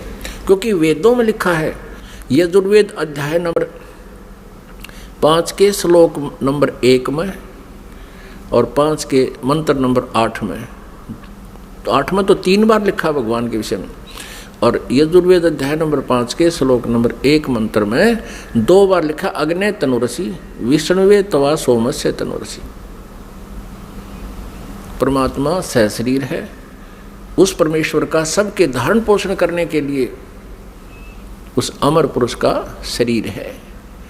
और ऋग्वेद मंडल नंबर 1 सूक्त नंबर 31 मंत्र नंबर 18 में स्पष्ट किया है कि वो नरवत अग्नि, मनुष्यवत, मनुष्य के समान है वो परमात्मा। तो ब्रह्मा को वेदों से तो पता था कि भगवान मनुष्य जैसा है, उधर से उनको समझा दिया, तुम न्यों बता दियो भगवान मनुष्य जैसा है। अब दुर्गा को सभी ने जब गवाही दे दी तो दुर्गा असमंजस में पड़ गई कि मेरे को तो वो कह रहा था मैं दर्शन दूंगा ही नहीं, और इन बच्चों को दर्शन दे दिए। अब दुर्गा अपने मन में दुखी होकर दूर जा बैठी और कहने लगी कि आप तो बहुत झूठे हो। आकाशवाणी अपने इंटरनेट कनेक्शन कर लिया, ऐसे ही कर लेते हैं बातें जब जिनकी भक्ति से जो सिद्धियां प्राप्त हो जाती हैं, दूसरे से दूर देश में बैठकर भी बातें की जा सकती हैं। अब दुर्गा ने कहा कि आप झूठे हो, आप झूठ भी बोलते हो, संभालो अपने काम को, आप ही करो, मुझे कुछ कहते हो, बच्चों को कुछ कहा है। तब उस आकाशवाणी की उस काल ने, ब्रह्म ने, क्षरब्रह्म ने कि तीनों झूठ बोल रहे हैं, मैंने कोई दर्शन नहीं दिए। तब वो आई करड़ी होकर दुर्गा, जैसे जांच अधिकारी को जब पता लग जाता है कि सच्चाई क्या है, पहले तो विनम्रता से पूछता है वो थानेदार, और फिर सोटा ठाकर खड़ा हो जाता है, सच्ची बता दो, झूठ बोलते हो तुमने उससे पता किया, मैंने उससे पता किया, वो ऐसे ऐसे कर। तब वो कहने लगा कि मुझे आकाशवाणी हुई है परमात्मा की कि तुमने को कोई दर्शन नहीं हुए हैं। तब ब्रह्मा हंसने लग गया कि माता मैं प्रतिज्ञा करके गया था कि पिताजी के दर्शन नहीं हुए तो मैं आपको दर्शन नहीं दूंगा। पिता के दर्शन हुए नहीं थे, हम तीनों ने मिलकर झूठ बोल दिया वापस आने के लिए।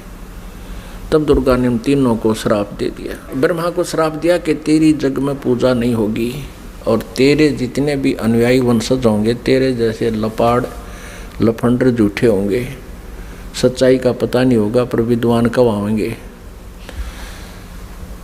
तो ब्रह्मा जी के अनुयायी कौन है?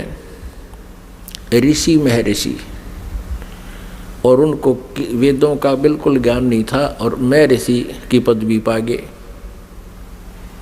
अभी दिखाएंगे, घबराना ना, कोई पहली बार सुन रहा हो, पूरी डिटेल दिखाएंगे कि सतयुग के ब्राह्मण और गुरु ऋषियों को वेदों का ज्ञान कैसा था।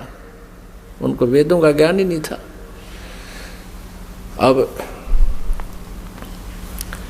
ब्रह्मा जी को बड़ी चिंता हुई कि मेरे को श्राप दे दिया, मेरी पूजा नहीं होगी। ब्रह्मा मूर्छित हो गया, इस आघात ऐसी लगी उसको वचन की। फिर दुर्गा ने विष्णु जी से पूछा कि पुत्र तू भी अपने पिता की खोज कर ले, कहीं फिर बाद में सृष्टि के दौरान तुम समाधि ला कर बैठ जा और सृष्टि कर्म में बाधा पड़े। विष्णु जी चल पड़े पिता की खोज के लिए, शेष नाग के लोक में पहुंच गए। अपने आत्माओं प्रत्येक प्राणी ने अपनी जो डायरेक्शन कायम कर रखी है, सीमा कायम कर रखी है। जोटे ने भैंसे नापनी कर रखी है, जब दूसरा भैंसा आ जाता लड़ मरा उसके साथ। कुत्ते ने अपनी सीमा बांट रखी है। ऐसे ही जो ही शेष नाग के लोक में विष्णु जी ने प्रवेश किया तो शेष नाग ने सोचा कि तेरे लोक में, तेरी जुरिडिक्शन में ये कैसे आ रहा है निर्भय होकर के, इसको किसी का खौफ नहीं, मैं यहाँ का सम्राट हूँ। अब जो ही विष्णु जी निकट आए तो उसने 1000 फन ऐसे फैला लिए शेष नाग ने, और 1000 फनों से विष का फुहारा छोड़ दिया। जैसे धुंध हो जाती है ऐसे विष्णु जी के चारों तरफ उस विष के फुहारे की धुंध होगी, और श्री विष्णु जी के शरीर पर, पूरे शरीर पर ऐसा पेंट हो गया काला, उस विष से काला शरीर हो गया। अब विष्णु जी ने देखा कि इस नाग ने ये क्या कर दिया, मैंने इसको कुछ कहा नहीं, आगंतुक के साथ ये ऐसा दुर्व्यवहार करता है, मैंने इसको कुछ कहा नहीं, कोई इसको हानि पहुंचाई नहीं, मैं तो अपना कोई किसी खोज में आया था और इसका इतना दिमाग खराब है। अब विष्णु जी ने सोचा कि ला इसको ख़त्म कर देता हूँ, इस नाग कीड़े को। जो ही शेष नाग को मारने के लिए आगे को चले विष्णु जी, आकाशवाणी की उस ब्रह्म ने, क्षर पुरुष ने, इनके पिता ने, कि विष्णु तुम ऐसे एक दूसरे को मारते रहोगे तो सृष्टि कैसे चलेगी, तुम वापस जाओ, और कहीं पर मैं कभी किसी के सामने नहीं आऊंगा, मैं दर्शन नहीं दूंगा किसी को, मेरी उपलब्धि कोई नहीं कर सकता। और जाके अपनी माता को सच सच बता दे कि मुझे दर्शन नहीं हुए, यदि तू झूठ बोलेगा तो तेरा भी हरास ब्रह्मा जैसा होगा। और इस शेष नाग ने जो तेरे साथ अभद्र व्यवहार किया है, इसका ऑयल, इसका टिट फॉर टैट, यानी इसका बदला तू द्वापर युग में श्री कृष्ण रूप में जाएगा, तब तू इसका बदला लेना, और अब इसको कुछ मत कहे। विष्णु जी को जब आकाशवाणी हुई, उसने परमात्मा की आकाशवाणी मान के वापस माँ के पास आ गया। दुर्गा ने पूछा, बेटा तूने अपने पिता के दर्शन हुए? विष्णु जी ने कहा कि नहीं माता, मुझे कोई दर्शन नहीं हुए। और माता ने पूछा, फिर तेरा हाल ऐसा कैसा हो गया कि ऐसे ऐसे शेष नाग के लोक में चला गया, उसने मेरे साथ ऐसा किया, और आकाशवाणी में कहा है कि इसको अब मत मार, द्वापर युग में जब तू श्री कृष्ण रूप में जाएगा तब तुझे इसका बदला दिलाऊंगा।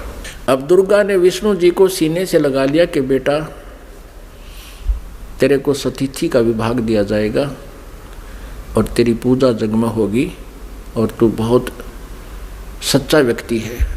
अब तीसरे शिव जी के पास दुर्गा गई, अपने पुत्र के पास, और कहा, बेटा तेरे 2 भाइयों को तो पिता के दर्शन हुए नहीं, उन्होंने खूब ट्राई कर ली, अब आप भी खोज कर लो अपने पिता की, कहीं फिर बाद में सृष्टि कर्म शुरू हो जाए, उसके बाद तुम जाओ कि संन्यास धारण करो, अभी जाके खोज कर ले। भगवान शिव जी ने, शंकर ने समझदारी की, कहा, माता जब मेरे 2 बड़े भाइयों को पिता के दर्शन नहीं हुए, ब्रह्मा जी ने तो 4 युग समाधि भी लगाई, और विष्णु जी ने वैसे घूम घाम कर ढूंढना चाहा, तो मैं तो ट्राई ये नहीं करता माता, पर मुझे एक वरदान दे दो। दुर्गा से शिव जी ने कहा, तमोगुण शिव ने कहा कि मुझे एक वर दे दो माता, कि मेरी मृत्यु कभी ना हो, मैं अमर हो जाऊं। अब दुर्गा ने कहा कि बेटा, श्री देवी ने कहा कि पुत्र यहाँ ऐसा नहीं हो सकता, जिसका जन्म है उसकी मृत्यु होगी ही होगी, ये मेरे बस से बाहर की बात है। लेकिन मैं तुझे एक विधि बताती हूँ जिससे तेरी आयु सबसे अधिक हो जाएगी। तो भगवान शिव ने कहा कि माता वही कृपा कर दो। तो दुर्गा ने कहा कि बेटा इस आयु के बढ़ाने का एक विधि है, तरीका है कि प्राणायाम करके श्वास को सूक्ष्म कर ले, एक स्थान पर बैठा रहे और सूक्ष्म श्वास कम से कम लेने से आयु बढ़ जाती है, क्योंकि आयु श्वासों पर आधारित है। तो भगवान शंकर ने यही सिरोधार्य किया, जैसे आपके आगे आप देखते हो ज़्यादातर भगवान शिव जी समाधिस्थ रहते हैं। इनकी आयु भी सबसे लंबी है। 7 ब्रह्मा की मृत्यु के उपरांत एक विष्णु जी की मृत्यु होगी, 7 विष्णु जी की मृत्यु के उपरांत एक शिव जी की मृत्यु होगी, तमोगुण शिव की। इसकी इतनी लंबी आयु है। और एक ब्रह्मा जी की आयु कितनी है? ब्रह्मा जी का एक दिन, रजगुण ब्रह्मा जी का एक दिन 1000 चतुर्युग का होता है। और इतनी ही रात्रि, एक चतुर्युग में कितने वर्ष हैं हमारे मनुष्यों के? 43,20,000 वर्ष एक चतुर्युग में। ऐसे ऐसे 1000 चतुर्युग का ब्रह्मा जी का दिन और इतनी ही रात्रि। 30 दिन रात का महीना, 12 महीने का एक वर्ष और 100 वर्ष की ब्रह्मा जी की आयु। इससे 7 गुना विष्णु जी की, सतगुण विष्णु जी की, और विष्णु जी से 7 गुना तम गुण शिव जी की, इतनी लंबी आयु होगी। फिर इन तीनों पुत्रों का दुर्गा ने विवाह करना चाहा।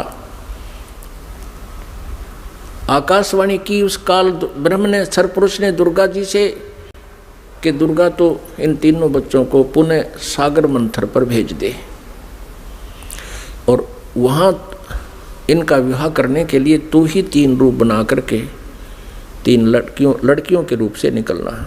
अब श्री देवी ने 3 रूप बनाए गुप्त और समुद्र में छुपा दिए।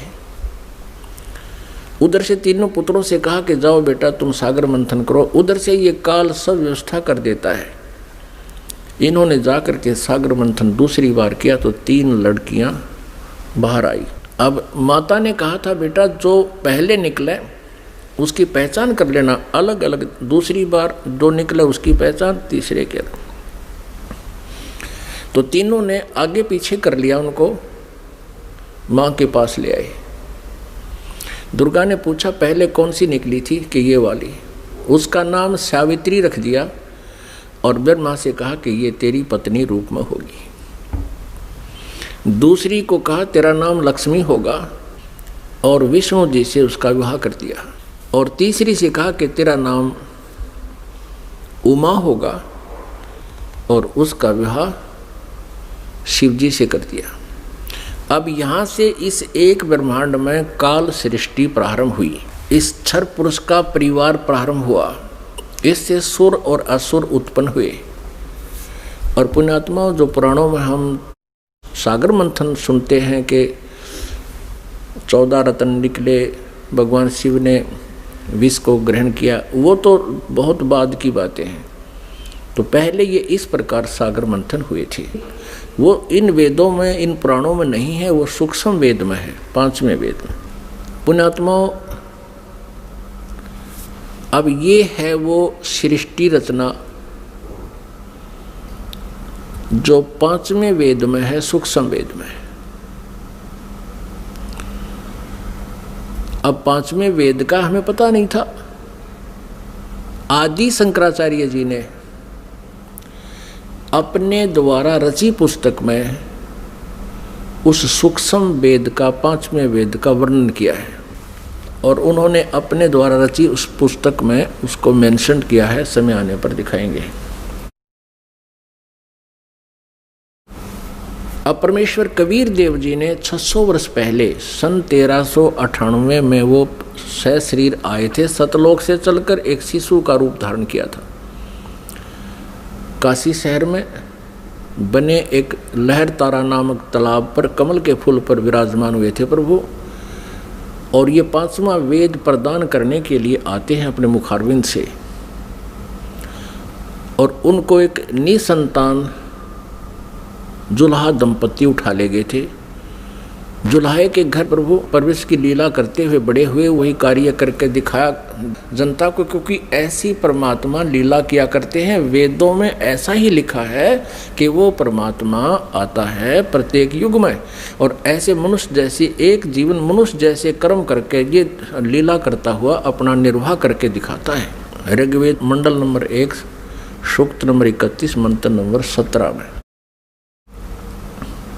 तो फिर परमात्मा ने वो वाणी आज से 600 वर्ष पहले अपने मुख कमल से गीता जी अध्याय नंबर 4 के श्लोक नंबर 32 में जिसके विषय में कहा है कि धार्मिक यज्ञों यानी अनुष्ठानों की अत्यधिक जानकारी विस्तार के साथ सत्य जानकारी, सही जानकारी ब्रह्मणे मुखे, ब्रह्मणे माने सच्चिदानंद घन ब्रह्म, मुखे माने उसके मुखारविंद से उच्चारित वाणी में बिल्कुल विस्तार से कही गई है।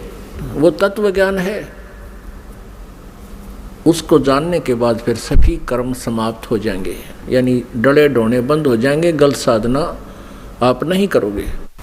परमेश्वर कबीर देव जी उस समय कहा करते थे इन नकली गुरु आचार्यों से, मंडलेश्वरों से, कि तुम जनता को गुमराह कर रहे हो, तुम कह रहे हो कि ब्रह्मा विष्णु महेश के कोई माता पिता नहीं। परमात्मा कहा करते इनके माता पिता हैं, ये जन्मते मरते हैं, इनकी मृत्यु होती है, जन्म होता है, ये अविनाशी नहीं है, ये कंप्लीट गॉड नहीं है। तो इस बात का बहुत विरोध हुआ था परमेश्वर का, उन झूठे आचार्यों ने, उन नकली गुरुओं ने कबीर परमेश्वर के बारे में बहुत गलत धारणाएं पैदा कर दी कि ये झूठा है, अशिक्षित है, इसने वेदों गीता को पढ़ा नहीं, पुराणों को पढ़ा नहीं, क्योंकि ये संस्कृत नहीं जानता। अशिक्षित व्यक्ति है, ये क्या जाने वेदों और गीता और पुराणों के बारे में, ये झूठ बोल रहा है, इसकी मत मानना, मत सुनना। उस समय तो हम धोखा खा गए जनता वाले, क्योंकि हमारे आचार्य जो हैं, जो गुरु लोग थे, ब्राह्मण ऋषि थे, वो संस्कृत भाषा जानते थे।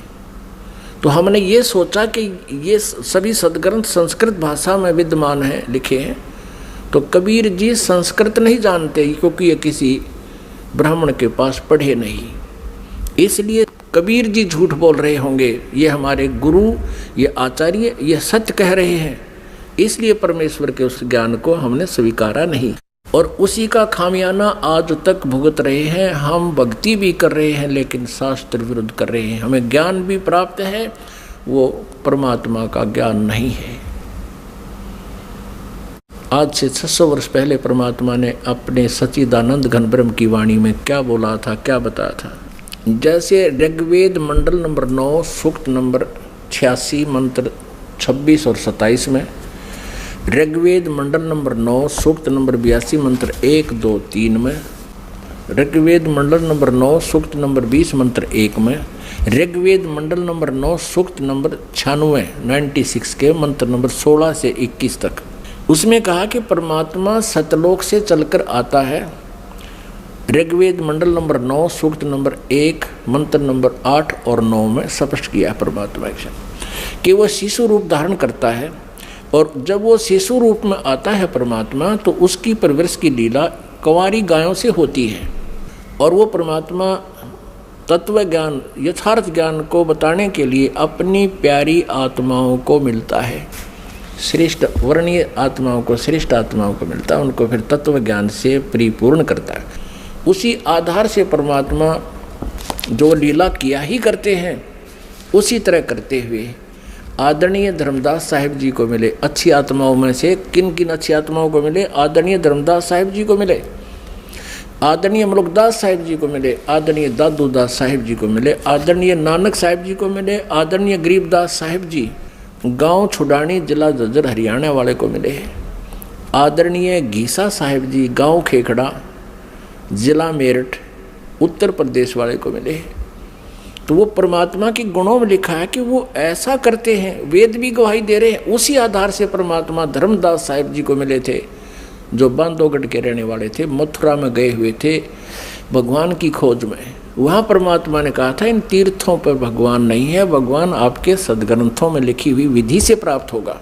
और धर्मदास जी आप यहाँ कह रहे हो कि भगवान यहाँ घूमा करते थे श्री कृष्ण जी, फिर अब तो नहीं है वो, या तो घूमा करते थे उस समय आते तुम, अब वो है ही नहीं, अब क्या ढूंढने आते हो? आपके सदग्रंथों में लिखे हैं, उन सदग्रंथों से ढूंढो। क्या बताया भगवान ने? धर्मदास ये जग बोरा न, कोई न जाने पद निर्वाण, यही कारण मैं कथा पसारा, जग से कहिए वो राम नियारा। परमेश्वर कबीर देव जी ने ये सृष्टि रचना धर्मदास जी को सुनाई थी, आदरणीय धर्मदास साहब जी को। परम पूज्य परमेश्वर कबीर जी ने जो कथा दास ने आपको सुनाई, यही कथा आदरणीय धर्मदास साहब जी को सुना रखी थी, उसमें से दास ने आपको सुनाया। अब ये उनकी सच्चिदानंद घन ब्रह्म की वाणी में लिपिबद्ध है, कबीर सागर में लिखा है, उससे पढ़कर सुना रहा हूँ आपको। वो कबीर वाणी कहलाती है, सच्चिदानंद घन ब्रह्म की वाणी कहलाती है, जिसके विषय में गीता जी अध्याय नंबर 4 के श्लोक नंबर 32 में कहा है कि वो सच्चिदानंद घन ब्रह्म की मुखारविंद से उतरित उस अमर वाणी में, कबीर वाणी में लिखा है। धर्मदास ये जग बोरा न, कोई न जान पद निर्वाणा, यही कारण मैं कथा पसारा, जग से कहिए वो राम निहारा। यही ज्ञान जग जीव सुनावो, सब जीवों का भरम नसावो। अब मैं तुमसे कहूँ चिताई, त्रिदेवन की उत्पत्ति भाई। इन तीनों देवताओं की उत्पत्ति मैं तुम्हें बताता हूँ, परमेश्वर कहते हैं कबीर जी। परम पूज्य कबीर परमेश्वर जी क्या बता रहे हैं कि अब मैं तुझे तुम्हारे तीनों देवताओं की उत्पत्ति बताता हूँ। पुण्यात्माओं, 600 वर्ष पहले परमात्मा ने ये ज्ञान अपनी सच्चिदानंद घन ब्रह्म की वाणी में लिखा, बोला, वो लिखा गया। और यही अब आपको रूबरू कराएंगे पुराणों में और वेदों में, गीता जी में। आप दांतों तले उंगली दबाओगे कि सचमुच है भगवान ने हमारे को कैसा मूर्ख बना रखा था नकली आचार्यों ने, गुरुओं ने। हमें हमारे सिलेबस से भी परिचित नहीं कराया इन अध्यात्मिक गुरुओं ने। हमारा सिलेबस है, हमारे सदग्रंथ है, इनके विरुद्ध जो ज्ञान सुना जाता है वो शास्त्र सिलेबस के विरुद्ध है, शास्त्र विरुद्ध है। अब मैं तुमसे कहूँ चिताई, त्रिदेवन की उत्पत्ति भाई। कुछ संक्षेप कहूँ गौराई, सब संशय तुमरे मिट जाई। कहते थोड़े से समय में संक्षेप में बताऊंगा, उससे में सारे संशय दूर हो जाएंगे। ज्ञानी सुने सो हृदय लगाई, मूर्ख सुने तो गम ना पाई। इस ज्ञान को जो बुद्धिमान व्यक्ति सुनेंगे, इस कथा को, तो हृदय से लगाएंगे कि सचमुच सही है। और प्रमाण देखेंगे अपने सदग्रंथों में, पुराणों में और वेदों और गीता जी में। बुद्धिमान तो हृदय से लगाएगा कि सचमुच यही बात है, हमें पता नहीं लगा। और मूर्ख सुने तो गम नहीं पाई, माने वो नहीं समझ सकेगा, वो तो अनाड़ी आदमी है, प्रमाण देखकर भी नहीं मानना, तो अनाड़ी व्यक्ति है। ज्ञानी सुने सो हृदय लगाई, मूर्ख सुने तो गम ना पाई। अब मैं तो बताने जा रहा हूं उसके बारे में, समझदार तो समझेंगे क्या। माँ अष्टंगी पिता निरंजन, ये जम दारुण वंशन अंजन। ब्रह्मा श्री विष्णु श्री शिव जी के माता तो अष्टंगी या दुर्गा है, और पिता ये ज्योत निरंजन क्षर पुरुष क्षर ब्रह्म ये काल है। माँ अष्टंगी पिता निरंजन, ये जम दारुण वंशन अंजन। पहले कीन निरंजन राई, पीछे से माया उपजाई। पहले तो कहते हैं ज्योत निरंजन क्षर ब्रह्म का अंडे से जन्म हुआ, उत्पत्ति हुई परमात्मा से ही, और पीछे से दुर्गा की उत्पत्ति की परमेश्वर ने ही, परम अक्षर ब्रह्म ने, सतपुरुष कबीर साहब ने। तो फिर क्या बताते हैं, पहले कीन निरंजन राई, पीछे से माया उपजाई। माया दुर्गा को कहते हैं। माया रूप देख अति शोभा, देव निरंजन तन मन लोभा। दुर्गा के सुंदर रूप को देखकर इसके अंदर विषय वासना प्रभावित होगी, प्रबल होगी। काम देव धर्मराय सताए, देवी को तुरंत धर खाए। क्या बताते हैं कि इस काल के अंदर उत्तेजना उत्पन्न होगी और दुर्गा इसके मुंह में चली गई। इसने बुरी तरह अभद्र तरीके से आलिंगनबद्ध करने के लिए हाथ फैला रखे थे और किस करने के लिए मुंह पाड़ रखा था। पागल की तरह। दुर्गा इसके मुंह से चली गई अंदर पेट में। पेट से देवी करी पुकारा, हे साहब मेरा करो उभारा। टेर सुनी तब हम ता आए, अष्टंगी का बंध छुड़वाए। परमात्मा कहते धर्मदास जी फिर मैं वहाँ गया दुर्गा के पास, जो पेट में थी उसके बाहर निकाला मैंने इसको। सतलोक में कीन्या दुराचारी, काल निरंजन दीन्या नकारी। माया समेत दिया भगाई, 16 शंख कोस दूरी पर आई। अष्टंगी और ये काल अब दोई, मंद कर्म से गए बिगोई। धर्मराय को हिकमत कीन्या, नख रेखा से भग कर लीना। इस काल को धर्मराय भी कहते हैं। इसने कसम खाई थी, प्रतिज्ञा की थी भगवान के सामने। परमात्मा ने कहा था तू इन आत्माओं ने दुखी करेगा। ये बोला नहीं जी, जो जिसे कर्म करेगा उसे फल दूंगा। मैं कति धर्म का राज करूंगा, इसलिए धर्मराज कहलाया। लेकिन यहाँ कहलाता धर्मराज है, करता सारा न्याय है। धर्मराज मीन न्यायाधीश है। अब ये काल वैसे तो न्यायाधीश कहलाता है और करता सारे अन्याय। तो परमात्मा कहते निरंजन धन तेरा दरबार, जहाँ तनिक नहीं न्याय विचार। अब क्या बताते हैं, धर्मराय को हिकमत की ना, नख रेखा से भग कर लीना। कहते दुर्गा के प्रजनन इंद्री इसने अपनी सिद्धि शक्ति से बना ली। ज्योत निरंजन किन्ने भोग बिलासा, माया को रही तब आशा। दुर्गा प्रेग्नेंट होगी। 3 पुत्र अष्टंगी जाए, ब्रह्मा विष्णु शिव नाम धराए। ओए होए, ये परमात्मा परमेश्वर ने स्वयं आकर के ये सारा अपने द्वारा रची हुई सृष्टि का सारा ज्ञान बताया, विधान दिया 600 वर्ष पहले। और यही आज हमारे पुराणों में आपके रूबरू कराएंगे, देखना आप हैरान रह जाओगे। 3 पुत्र अष्टंगी जाए, ब्रह्मा विष्णु शिव नाम धराए। 3 पुत्रों का जन्म होया दुर्गा से, इनका ब्रह्मा विष्णु और शिव नाम धरे गए। 3 देव विस्तार चलावे, इनमें यो जग धोखा खावे। ये तीनों देवता इस काल के एक ब्रह्मांड का संचालन कर रहे हैं और इन्हीं को सर्वेश्वर मान कर ये जग धोखा खा रहा है। 3 लोक अपने सुत दीन्या, सुन निरंजन बासालीन्या। 3 लोक, पृथ्वी लोक, स्वर्ग लोक और नीचे पाताल लोक, ये तीनों लोक अपने पुत्रों को देकर ये स्वयं शून्य में, शिखर में, एकांत स्थान पर गुप्त रहता है। गीता जी अध्याय नंबर 7 के श्लोक नंबर 24 और 25 में स्वयं कहता है, श्री कृष्ण में बोल रहा है ये काल प्रवेश करके, कहता है ये मूर्ख समुदाय मुझे उस अव्यक्त को व्यक्तिम आपनम मन्यते, मुझे मनुष्य शरीर में आया हुआ मानते हैं, कृष्ण मान रहे, मैं आई एम नॉट कृष्ण। और ये कहता है कि मैं कभी किसी के समक्ष नहीं आता, ये मेरा अनुत्तम यानी घटिया नियम है मेरा। अब जो भगवान, अब जो पिता पुत्रों के भी सामने नहीं आता, उनसे भी छुप के रहता है, तो उसमें कोई दोष है, वो अच्छा नियम नहीं है उसका। इसलिए यह अनुत्तम घटिया अटल नियम लिखा, ये मेरा अटल नियम है, अविनाशी नियम है। और फिर कहता है कि मैं अपनी योग माया से छुपा रहता हूँ। इसे सीधे कहीं पर आकार में है, अव्यक्त है। अव्यक्त का अर्थ निराकार नहीं होता। जैसे बादल छा जाते हैं सूर्य के सामने तो वो हमें दिखाई नहीं देता, उसका कुछ रोशनी अवश्य थोड़ी बहुत महसूस ही होती है फिर भी, लेकिन वो हमें दिखाई नहीं देता।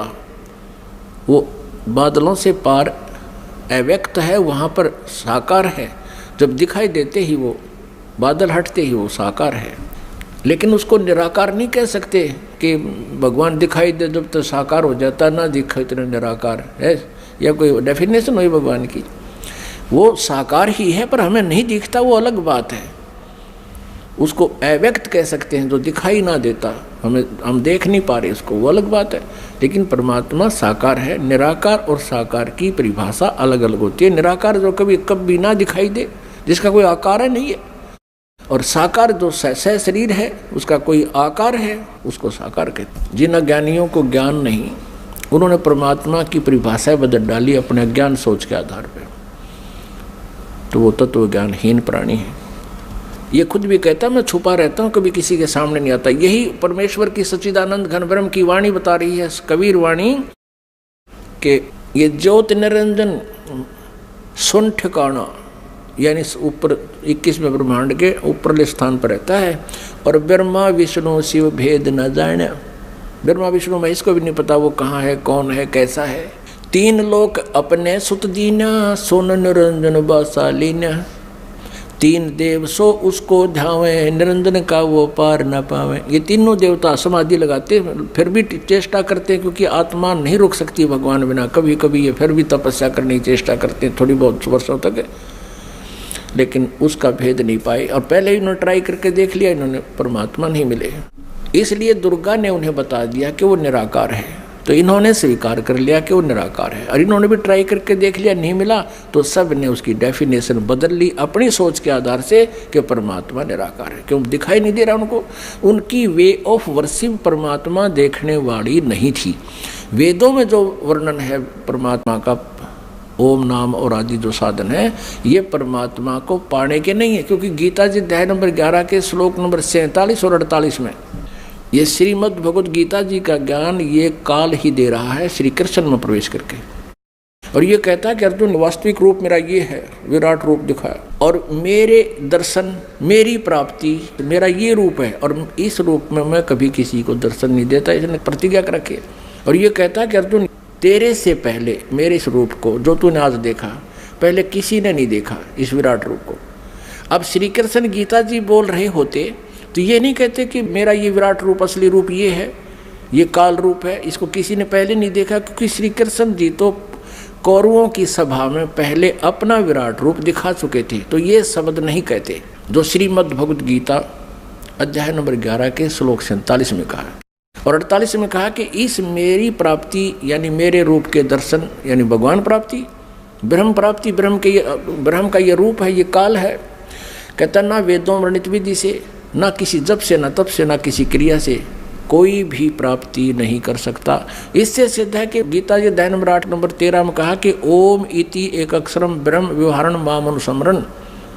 मुझ ब्रह्म का केवल ओम एक अक्षर है, इसका उच्चारण करके स्मरण करता हुआ यह प्रयाति तजन देहम, जो शरीर छोड़कर जाते समय तक स्मरण करता रहता है, तो मेरे से प्राप्त लाभ को, परम गति को प्राप्त होता है। ओम नाम से जितनी गति होनी है उसको प्राप्त करता है। तो यहाँ ये कह रहा है कि मेरी प्राप्ति ना वेदों वर्णित विधि से, ना तप से, ना जप से, ना किसी क्रिया से नहीं हो सकती। 11वें अध्याय के 47-48। तो इससे सिद्ध हो गया कि उस ज्योत निरंजन का किसी ने दर्शन नहीं हुए और उसको कह दिया कि वो निराकार है। कहते खोजत खोजत था किया, अंत कहा बेचून, ढूंढते ढूंढते थक गया, कह दिया भगवान निराकार है। जबकि वो साकार है। वेद साकार बताओ, पुराण साकार बतावे, कुरान साकार बतावे और बाइबल साकार बतावे, और किसी भी धर्म के किसी भी भगत से पूछ लीजिए, सभी कहें भगवान निराकार है। अब आगे आने समय में आपको पूरी डिटेल दिखाएंगे, प्रत्येक शास्त्र में प्रमाण देंगे। इस परमात्मा के द्वारा बताई गई सृष्टि रचना प्रमाणित करेंगे अपने ही सदग्रंथों में, तब आपका विश्वास होगा। बोलो सतगुरुदेव की जय।